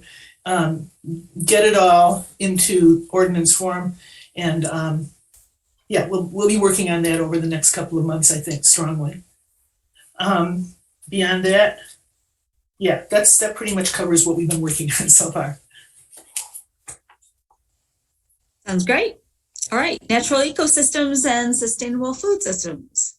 I think that's me. I'm mumbling because of one side is still numb. I think I'm just amazed at the progress people have taken, and I think our group really has been a little slower in our progress because we were looking and still are looking for a better framework. There's some confusion as to, are we going and creating action now? I mean, Charlie did a great job. You guys are like speeding ahead. Or are we creating the outline to take those actions? So we did develop we took one of our issues and tried to flesh it out. But even then, there's so many things missing, and I feel like our group really needs a little more direction. So I know, Jan, you presented a framework, but now it's almost 8:30, or we've run out of time. So I would really like either you can join us individually, or if we could have a meeting just to talk about what our goal is, what is our product at the end of the day, because we're kind of a little lost. Yeah, and I think it's both. I think, when I think about the urgency of what we're doing, I think if there are some things that we can do along the way as we're developing, a framework and a plan, go for it. I guess our question is, though, who's to say, have we any agreement among us? What are those actions? We could be stirring up a lot of issues, just even the whole road commission discussion tonight. Yeah. That is definitely something that is politically would be wonderful to do and really begin to create bonds and connections. But by taking action without knowing the strategy, it seems a little presumptuous and not how to get where we want to be. So I agree. And so I want to just are people okay with staying till 9? Is that okay with the folks that are here? Sure. Yeah, and just to also clarify, my understanding is that Charlie and Dana and maybe some others on our task force, it's part of your job working, I think, with the township on some level to be looking into and doing some of the things you're talking about? And is that true? Like, we have people on the task force that work directly with the township? Not in my case. Oh, okay. Okay. Yeah. Yeah. Okay. And, you know, Charlie, you're not, or you do or don't work with the township? I was their recycling manager until that program went away. So currently, Got it. no, other than the Okay. fine work we're doing here. Got it. Yeah. Okay. Mhm. And there are some things that we can do as far as building that website and so forth. But really, ultimately, our goal, and this is what the Planning Commission wanted us to be able to do, is create a framework, a plan by spring that could go before the Planning Commission, and whether or not it has to go to the trustees to enact or not is up to the trustees. But we're typically an advisory committee to the Planning Commission. So, and that's. What do you see as a product? Is it as a document, like Yes. the Detroit land planning booklet? Yeah. So what I sent out, I think, is really helpful in what it does is each of the working groups can work on, you know, specific recommendations and strategies, so that there's a why to it, there's a what, and there are the resources, the references, and kind of what's needed. And so some things can be done without funding, and some things need specific funding or mechanisms, you know, the ordinances, policy, all of those things. So it really runs the gamut of. Can you pull up that form? Because for me, you sent those two things, but they're documents that are related to another organization. And what I was hoping that you would get for us is a document that would specifically give us a framework for our groups. And so maybe it is, I just don't see it. If you could pull that up and go over it, I don't know if there's enough time tonight or not. Yeah, let's go. Well, did you have anything else from the ecosystems and sustainable foods? Janine, I don't think so. Do you? I don't think that. I don't want to take the time to go through our stuff. No, just that, Jan, the other loose end for us is Tim has offered to organize a presentation, and maybe that doesn't fit in to the plan. But if it does, I think just giving us some indication of, yes, you'd like him to continue to do some of the organizing he's trying to do on that would be helpful. Yeah, because we still have, I forget who's up next in January. I have to go back to that and find out, because each group had a date that they were supposed to organize a presentation for. Oh, I must have missed that. I'm sorry. Me too. Yeah. Yeah. Okay. Well, I'll get out again. I will. I'll dig that up. And then energy and building. Dana, did you want to just do a quick overview? And meanwhile, I'll pull up that document. All right. Well, first of all, following up with Celeste's comments, we did have quite a bit of discussion in our last meeting about the logistics of moving forward with the plan. And in fact, Jan had already prepared the summary table. I think that shows in her climate action framework plan. So we had a little bit of input on that initially. We talked about the timing of the presentation and the fact that we know that, you know, a lot of the things that we're wanting to do, like the greenhouse gas inventory, probably can't be done by the spring, you know. So and we also talked about the need for involving the public. You know, we need to make sure that we don't get the cart before the horses here as far as implementation is concerned. I know we all are eager to move as quickly as possible, but we do need to, I think, get this plan out before our community and receive feedback and make sure that we know that we're doing what our constituents want us to do. So we had those conversations. We also had some specifics here. We talked about the energy audit of the township facilities. I think, Jan, you think that that's going to be completed very soon here. The pumping stations are not included in that. We need to do a little more work on getting energy usage for those. Jan mentioned roadway lighting. We don't have a whole lot of it. I think you said, Jan, 13 total lights, which 6 are already LEDs. Okay. And then, another item, I guess, follow up on the EV charging and so forth. We think that Steve's not here tonight, I don't believe, right? But Steve was in the meeting with the DTE in which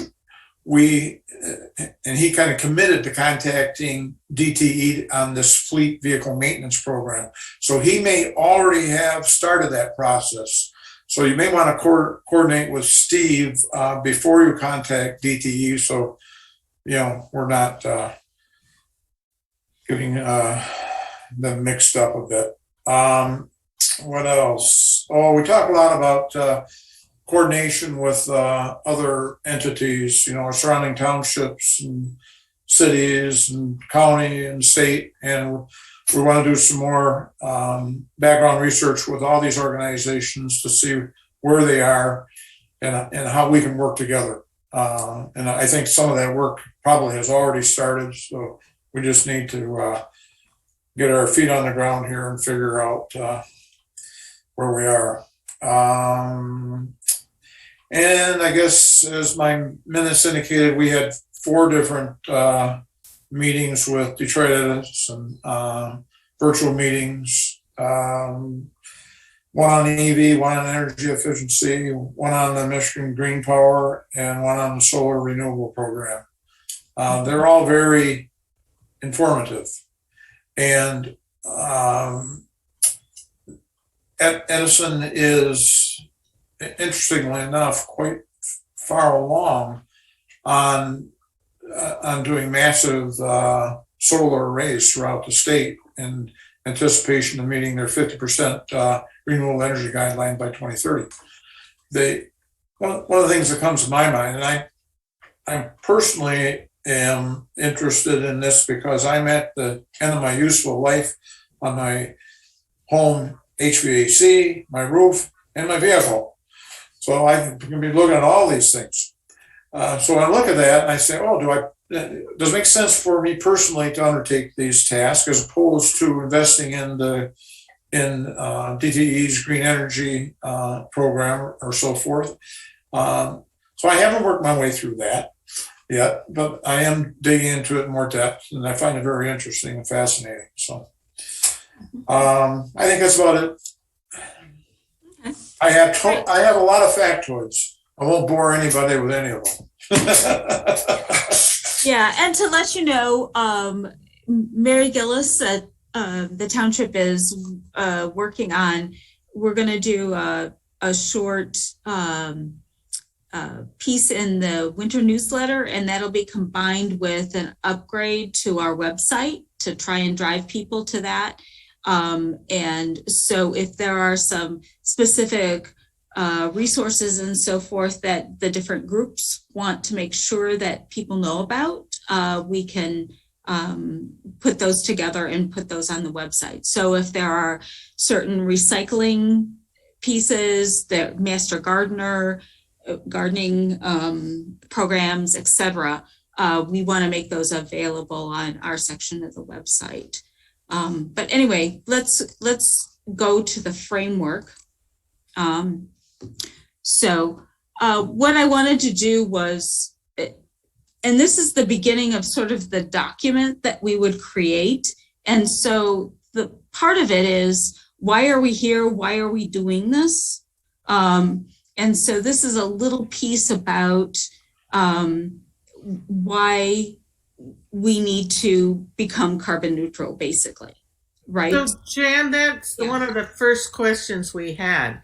Is the main focus of this being carbon neutral? I don't think it's Okay, yeah, it's one of the biggest issues, but it goes beyond that because there are other elements of sustainability that are a part of health and wellness, circular economy, all of that piece. But when we're looking at our opportunities, we should be using carbon neutrality as the lens through which we go into all of these things. Well, I think we talked about multiple lenses, right? Carbon neutrality was one lens. But if this is a document and then this is the introduction, where does the other elements fit? And that's a good question, and I welcome that feedback. I think part of it is being right now. The county is going out as of January. They will kick off all of their meetings. They have, I think, 55 different meetings that they're going to have around their carbon neutrality program. I think from a planet survival piece and an urgency piece, definitely the carbon neutrality leads, but to do that solely is not. So if there are some other introductory things that you think are important, let's put them in. Does that make sense to you? Yeah, and I shouldn't have interrupted, but I mean, that's why we are confused. So maybe if you could give us a special meeting, it could be just our group, but I really think we need a couple hours to really hash out for us a framework of, what is the apps, how does this all, what's the overall, the big picture? Because we're a little lost there. Yeah. So, okay. And this is obviously part of where I start too, is the carbon neutrality piece, because, it's really tough to see the planet, moving forward if we don't deal with that. There's no question. I'm just looking for the big picture outline. Yeah. You don't have to justify it. No. So anyway, I started with sort of the Paris Agreement and the global carbon budget. And then the piece of when we were sort of appointed in July, and sort of the mission that we were given. This is the mission, the vision, and sort of our values that we talked about originally. And then this is sort of a piece that the county, the city of Ann Arbor has a goal of carbon neutrality, both community-wide and with operations by 2030. The county adopted the goal of carbon neutrality within operations of the county by 2030 and community-wide by 2030. So the question is, does Scio Township say, yes, we are going to work with the county to achieve these goals? And, Dan, yes. I think one thing that everyone, and maybe you all know this, but Scio Township doesn't control any of the roads in the community. So to put out an edict like this, and I'm not saying it's good, bad, or whatever, you are telling the road commission that you're kind of cutting them off at the knees. And I think that could be very, very tenuous. And I after having some very recent conversations with the road commission, I think that there might be like a gradual approach. Like, we want to cut single occupancy vehicle emissions by 25% or 50%. Because again, Scio Township has absolutely no say on the public roads. Like, we don't own them. We can't change those. Like, well, this isn't the road commission. This is the county. Washtenaw County has declared this.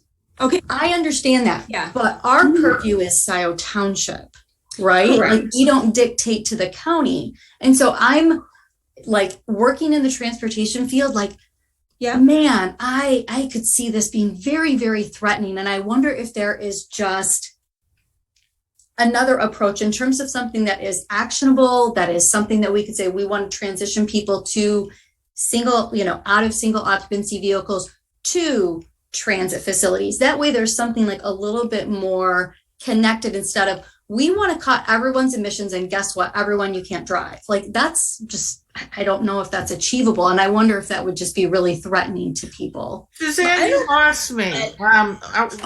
Where are you in what she's showing that points that out? Well, so we're. I mean, I agree. It's kind of the over. It's implied, but are we there yet? Or?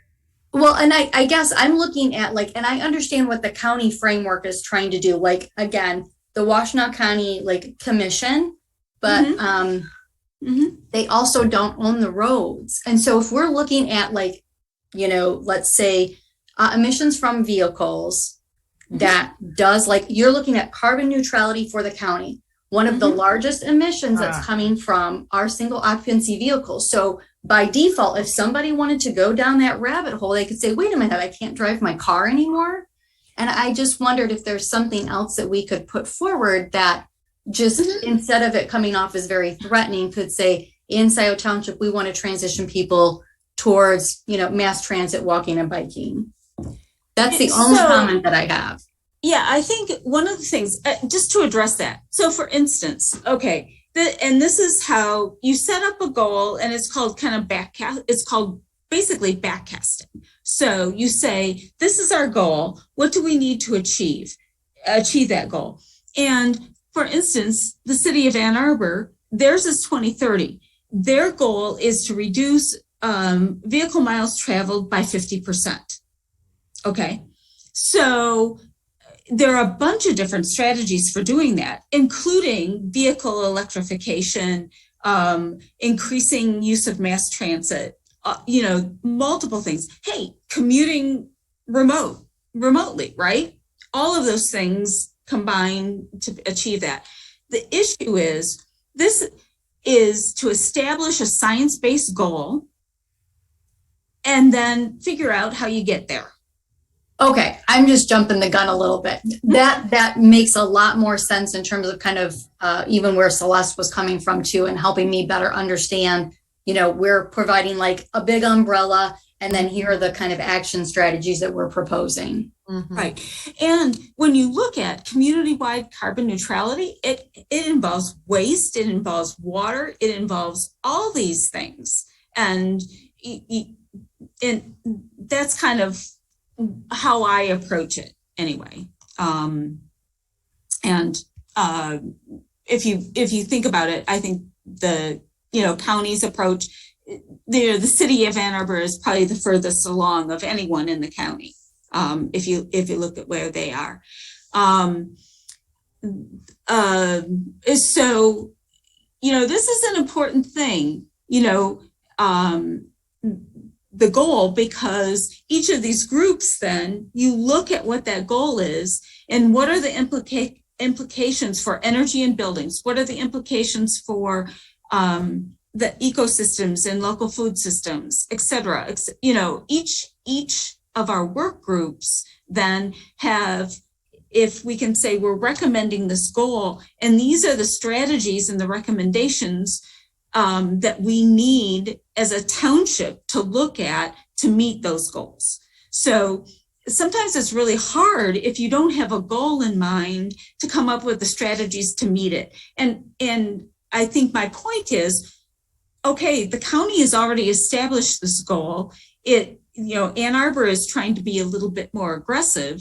Science says, we got to get there. The newer data is by 2040. I mean, if we don't get to carbon neutrality by 2040, we're going to go beyond the 2 degrees Celsius for the planet. And that has a lot of other implications. So I guess what I'm promoting is we need a science-based goal. And, if it's 2035 community or 2030 or 2040, I'd rather be more aggressive and work along in alignment, I guess, with the county.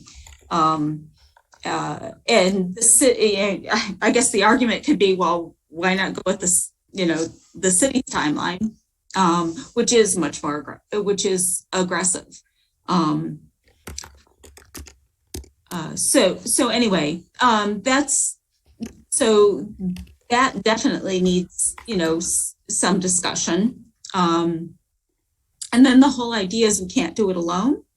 And I was involved with a meeting where the county is trying to get a whole group of people together so that things that are happening in the city of Ann Arbor can not be duplicated in the townships or with the county, but everybody's doing kind of different aspects of the plan and taking leadership roles and being able to then mobilize. So one of the programs that the city has is Solarize, where neighborhoods get group discounts on employing renewables. And Ann Arbor is perfectly willing to extend that program to any place in the county. So Scio could say, okay, if we have some neighborhoods that are really interested in participating in Solarize, they will help. We don't have to create our own program. So anyway, the idea is to leverage and, share resources and be able to, work effectively in a regional context. Then these are the lenses that we're looking at, the equity lens, health and wellness, education and outreach, circular economy, and economic development and viability. This framework is more of a summary so that, and it really can't, I just did this as an example, okay? The green pieces of, what might be key strategies for energy and buildings, mobility and transportation. These are not,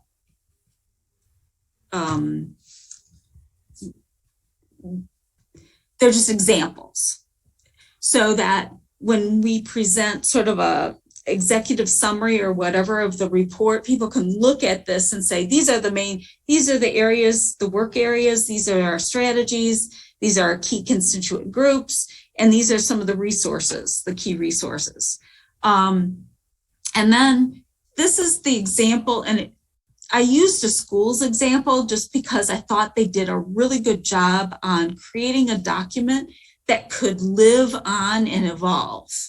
So we're not going to be here necessarily doing this for 20 years or whatever, but what they did was each area of work really looked at what was important, why it was important, and a timeline. Again, if we're looking at township operations by 2030 and community by 35, what are the key things that you need to accomplish to get to carbon neutrality by that timeline? And then within that are key recommendations and strategies, what they are, why they are. We're doing a lot of research, right?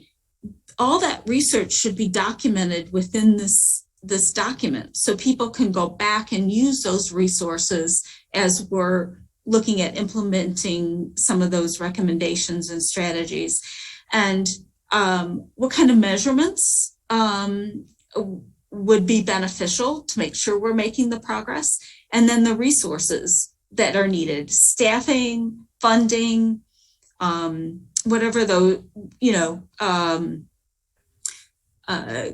collaboration with other entities, etc.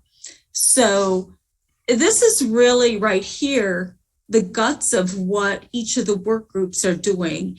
And then what I included with that was an example of how, Seattle Public Schools did it for one of their work groups. So it talked about, the buildings and sites, and it was given as an example for that.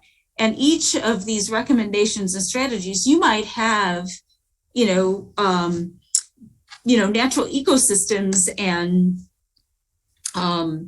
the food systems you might have like 12 main recommendations and strategies.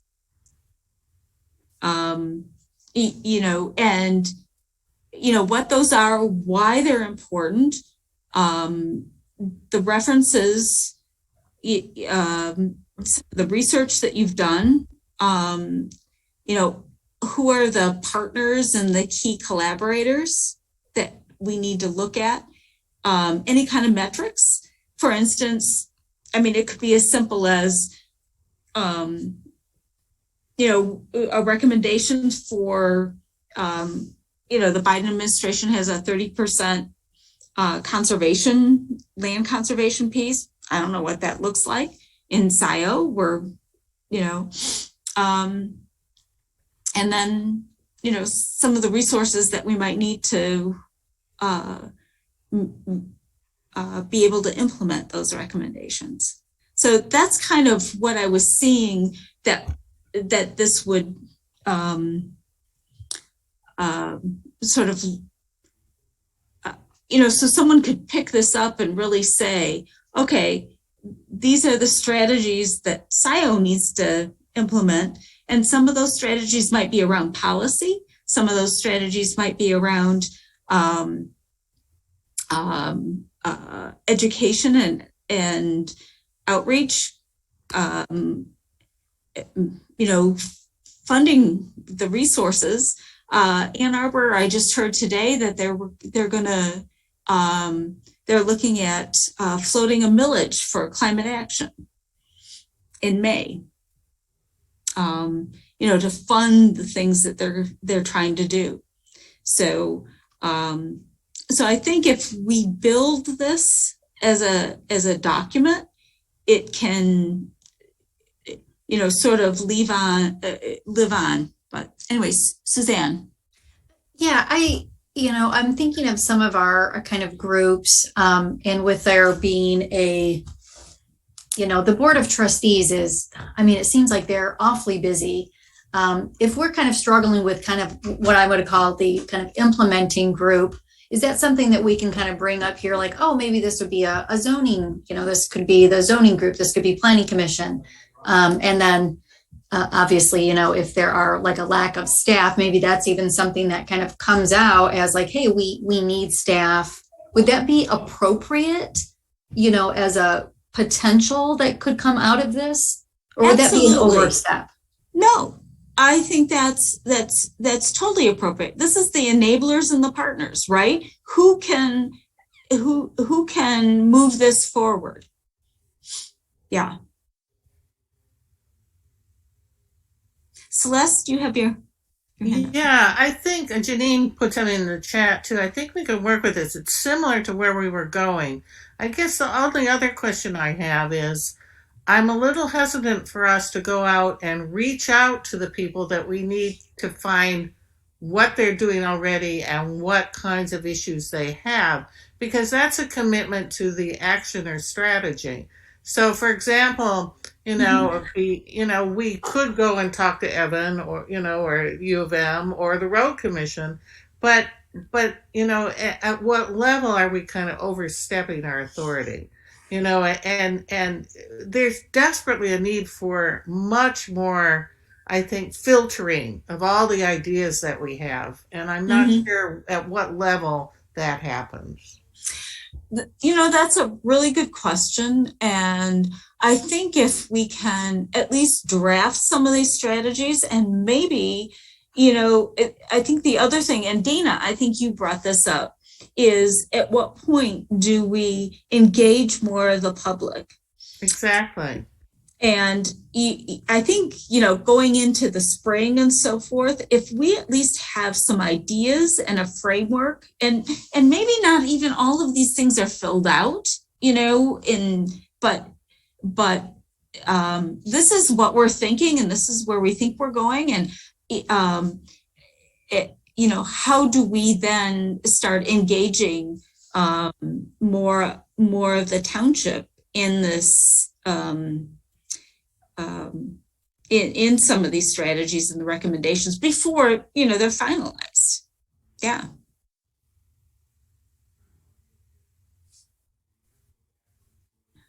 And I will ask this question again, and this is a question that I bring up at TAP a lot. Who's going to do it? Who's going to do public engagement? I mean, I like literally that's part of my full-time job. And we're a group of volunteers. And so I mean, I like personally have some very serious reservations, like going out and doing public engagement as a volunteer without really like clear directive from the board of trustees and a budget, because like public engagement is not free.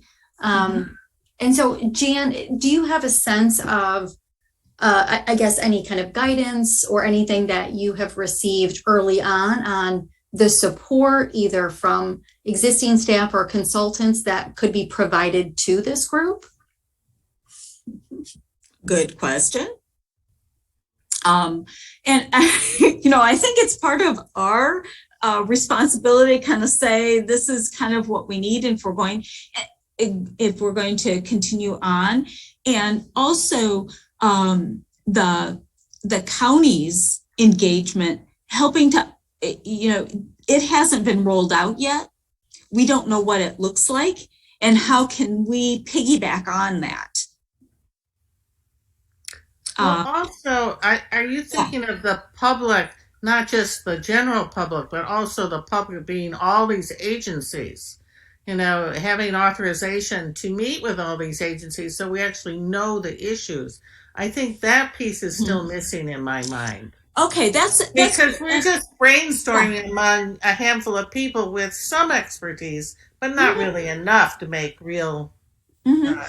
And I think, like we reached the energy and buildings, we went right to DTE and, wanted to find out what their programs were, how they could, and all of those are going to be up on the website too, because they exist and people can access them. But I think there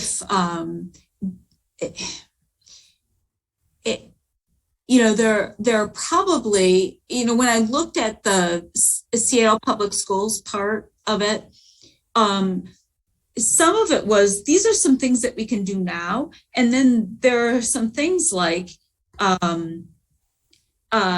we really need to do a greenhouse gas inventory.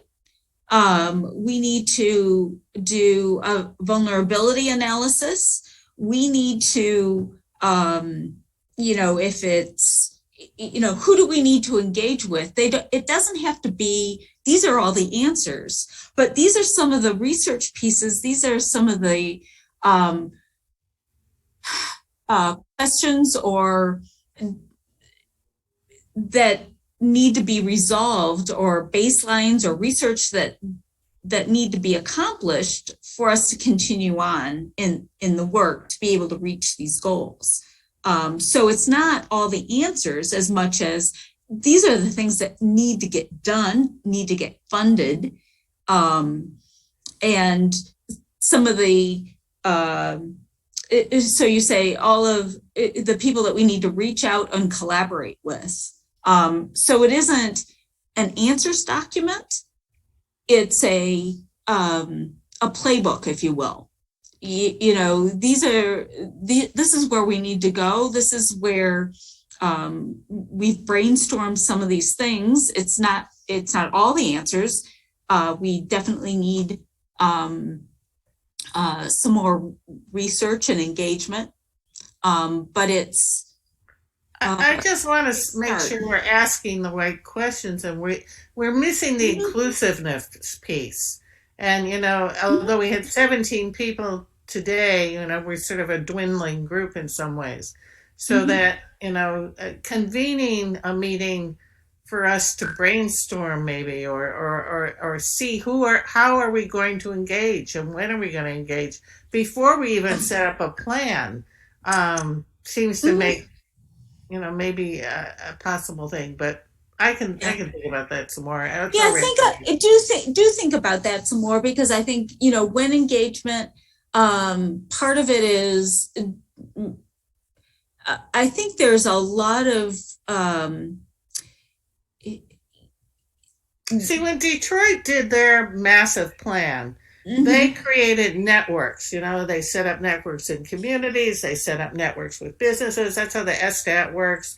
You set up a conversation with the various pieces, and then you gather what is, really critical. But I'm not seeing that happening in this exercise. Yeah. And I think that's a valid criticism. I really do. And I don't think Scio even has an inventory, if you will, we might know some of the HOAs, we might know, I don't think we have a really good inventory of, or have created a network, if you will, within the township. See, I'm just wondering if maybe I'll just put it in our action plan. I think we need to convene some meetings, like a charrette or like something where we actually, as I said from the beginning, ask people what they know, what they think before. I will just say that charrettes usually are 3 to 5 day processes with budgets between like $15,000 and $30,000. People are like specifically trained on that level of public engagement. Yeah, and I actually happen to be one. So. Oh my God! I've actually never met another like charrette person, so that's awesome. But I mean, the thing is, we need to. For me, I'm very uncomfortable with how this is moving forward, even though I love the ideas. I mean, it's just great. But even in listening to Evan Pratt, there were some of the issues that we talked about in the 90s still haven't been resolved. There's so many issues that, you just can't wave away because of the burdens of legislation. So what is government? And Bill Curry keeps asking us this, what is the role of government? What power do we have to sort of create community? And that's where I'm hoping we can come up with. That's really, yeah. I want to say profound, Celeste, but yeah. It's been a long career. Yeah, and I think there's this, and I will engage with the county and find out they're supposed to be rolling out this their engagement plan to be able to start in.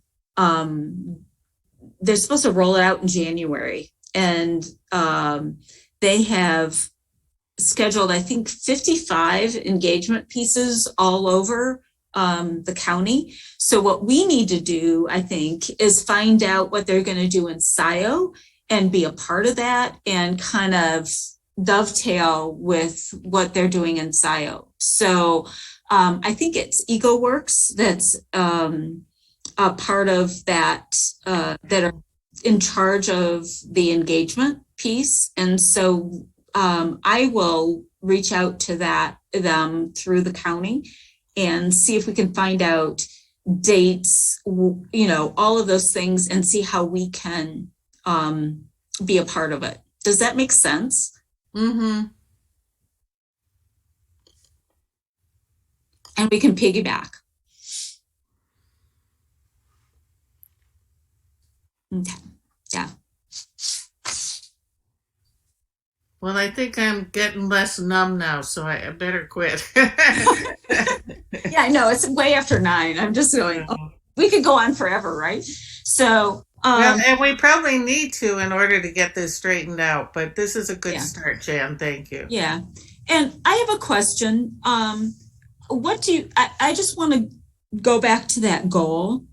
And do we feel like, what do you feel like as far as supporting the county goal?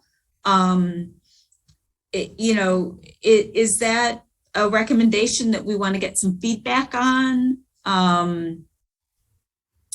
We have a newsletter going out in January. I want to put, some of this out there about what we're doing and feedback. I'm wondering if any of that county stuff. It just seems that when you look at our mission, vision, and value statement, and then you go to that goal recommendation, there's not a direct alignment. Okay.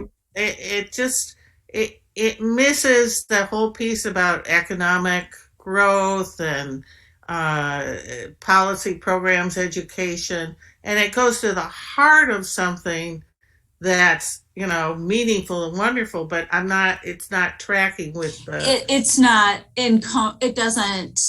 It's not holistic.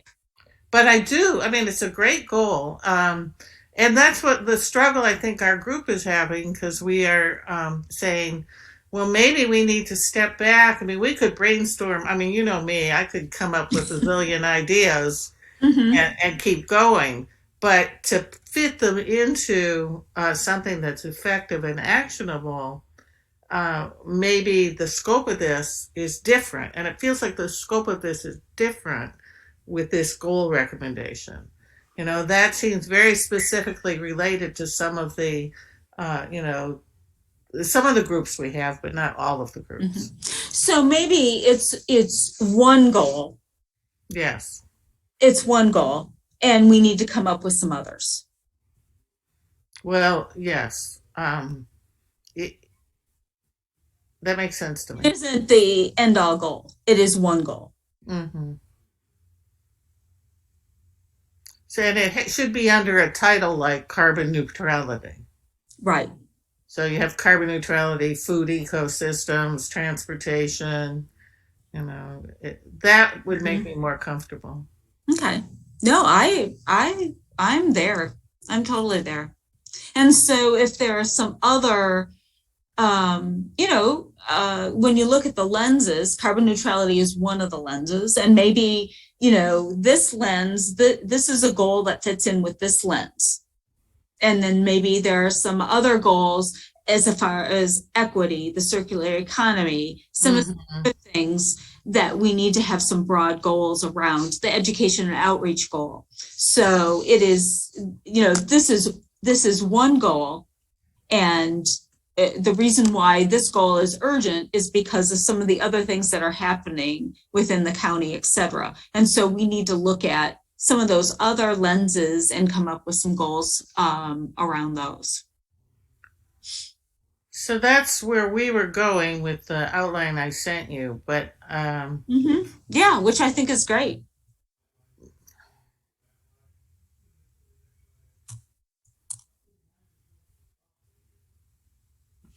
Jan, do you have, I'm a very time sort of specific person generally. Yeah. When do you want to have at least, if groups are kind of coming up with, maybe some kind of strategies or objectives and kind of going through that checklist of the who, when, where, why, how are you going to measure it, budget, staff, et cetera.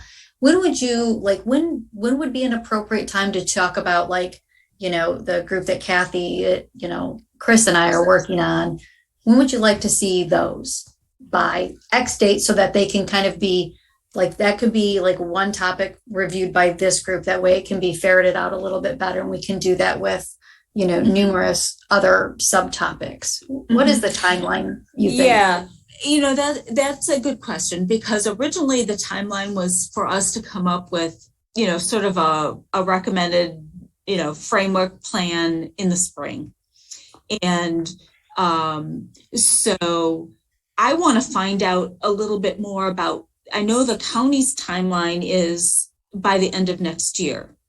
So I don't know what, to me, I think it's, and Celeste, be my critic, okay?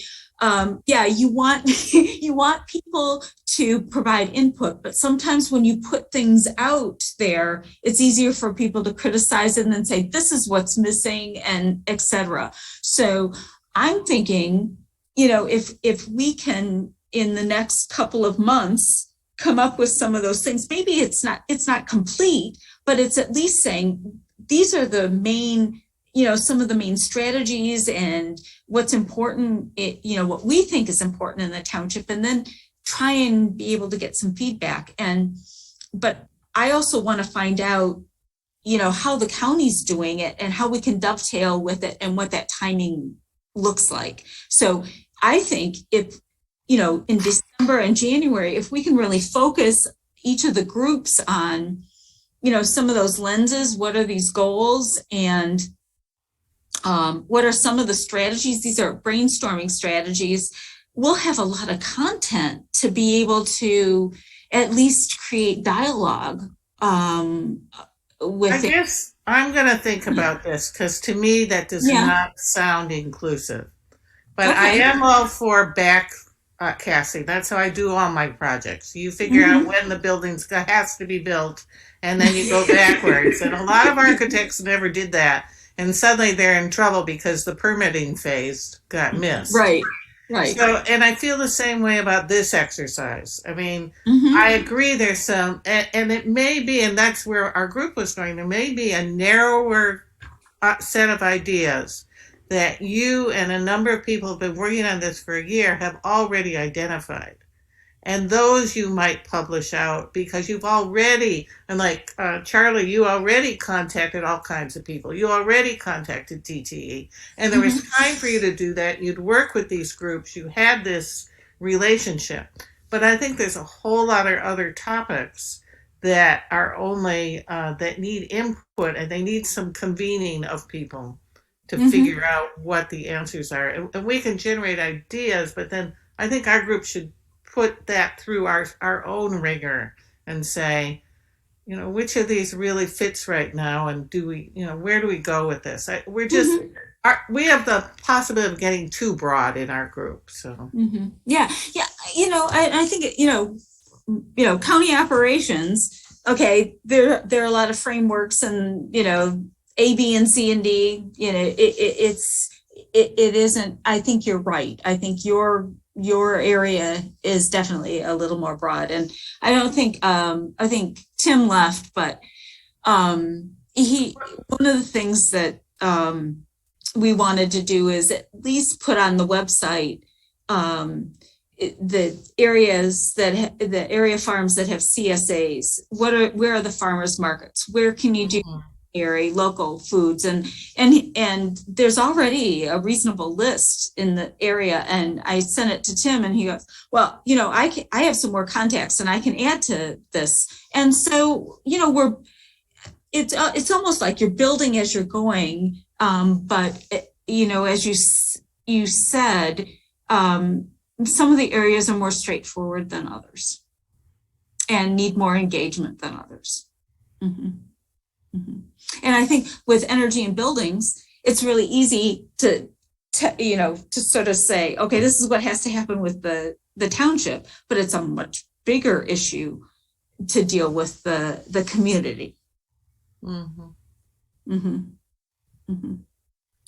thank you. Yeah. Oh gosh. Go. Oh, ouch. But anyway, I like that idea of this being one of the goals. And I think there probably other ones that we can highlight. And so I think looking at it in that realm is really good.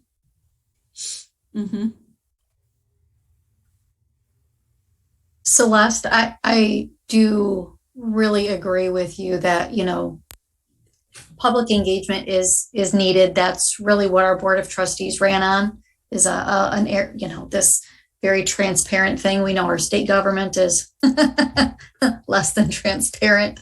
But I would say that I do think that the public, when it comes to new topics, things that they may not be familiar with, do need something to respond to. If you go in, like, you are going to get comments about the farmer down the road, and their cows, when that really has nothing to do with, like maybe your particular topic. And so at least having a little framework around that. And like you said, there are a lot of topics that I think there people know a little bit more about. I'm very knowledgeable about transportation because that's what I do full time. And again, it's only a cautionary tale based on conversations I've had of late. And so, when you talk about taking people's cars away, which we're not, but that's what they're going to hear. And so we need to be very careful and tactful and mindful about how at least on some of the topics are framed. And I really look forward to having that conversation back with this group as well. Mm-hmm. Don't you see development of a survey questionnaire similar to what was done for the master plan revision to go out to our community as part of this? I would think that would be a good way of getting their feedback. Well, I guess, do you plan to do that as a statistically significant survey or just like a Survey Monkey? Because Great point. Because I think if you look at the master plan, I don't know how many responders there were, but it was not statistically significant. And so, and I only bring that up like slightly tongue in cheek because the work that I do, like if I get 5 people at a meeting or 5 comments, like we feel like we won. And township government is so much more like localized, and you are going to get the exact same people that are already engaged. Like we have, you know, all these wonderful volunteers across committees. And so that again is a strategy of like, where's the money and who's the staff liaison to be doing that? And I think that that's something that I keep coming back to, that I'm trying to figure out a strategy forward. And I know I'm really struggling on how to, but I think that that's maybe one of the objectives. Like there needs to be a staff liaison, either somebody full-time or part-time that's actually implementing or working to bring this to the public, that can actually hold a public hearing or a forum that is transparent and open for everyone. Yeah, because if I go back and look at what we've spent on the master plan update, it's a significant amount of money. And, you know, the actual numbers of people engaged, I mean, it was, because we did it on a lot of it online and so forth, it was larger than when it was just, you know, people coming, actually physically coming, but it wasn't a huge portion of the township. So anyway, I think that's interesting. We'll also know by the end of the year whether we have a SEAS team to help with public engagement. It won't be short term, but maybe if we piggyback on what the county's doing in the short term and then be able to do extended public engagement, because this is going to go on. I mean, it's going to be 10 years of public engagement, right? But again, Jan, I'm not just talking about having the public come. I'm talking about, you know, contacting the major grocers in the area and setting up a meeting with them and the local farmers. You know, I'm talking about, you know, looking at the key people and getting them in together to really talk about the issues in a very open forum. So we begin to communicate some of these ideas. So it's not like public engagement. It's targeted. It's targeted engagement, which I think can be very, very effective. And I don't have any problem with you saying, hey, we're a part of township task force, and you know, we're developing recommendations and we're doing this outreach, you know, just like energy and buildings went out to DTE and that kind of thing. I think that's fine. I kind of see the logistics or the timing of all this. You know, if we use the spring deadline, if you want to call it that, for getting back to the Board of Trustees, is strictly being our outline that we're looking at putting together here of ideas. And then we're going to move forward into an implementation. Probably the early phase implementation will be public outreach to share these ideas and try to get everybody's input on them, see whether or not they're in agreement or if they got some better ideas, you know. So I would think that could take some time for all this to come together, but I do agree. I do agree with what you say, Suzanne, that we need to make an effort for this to make this meaningful and to get to their entire community and get their input. Yeah. So if we think we can at least flesh out some things, you know, it's by February, And then I'll also try and figure out what the county's doing.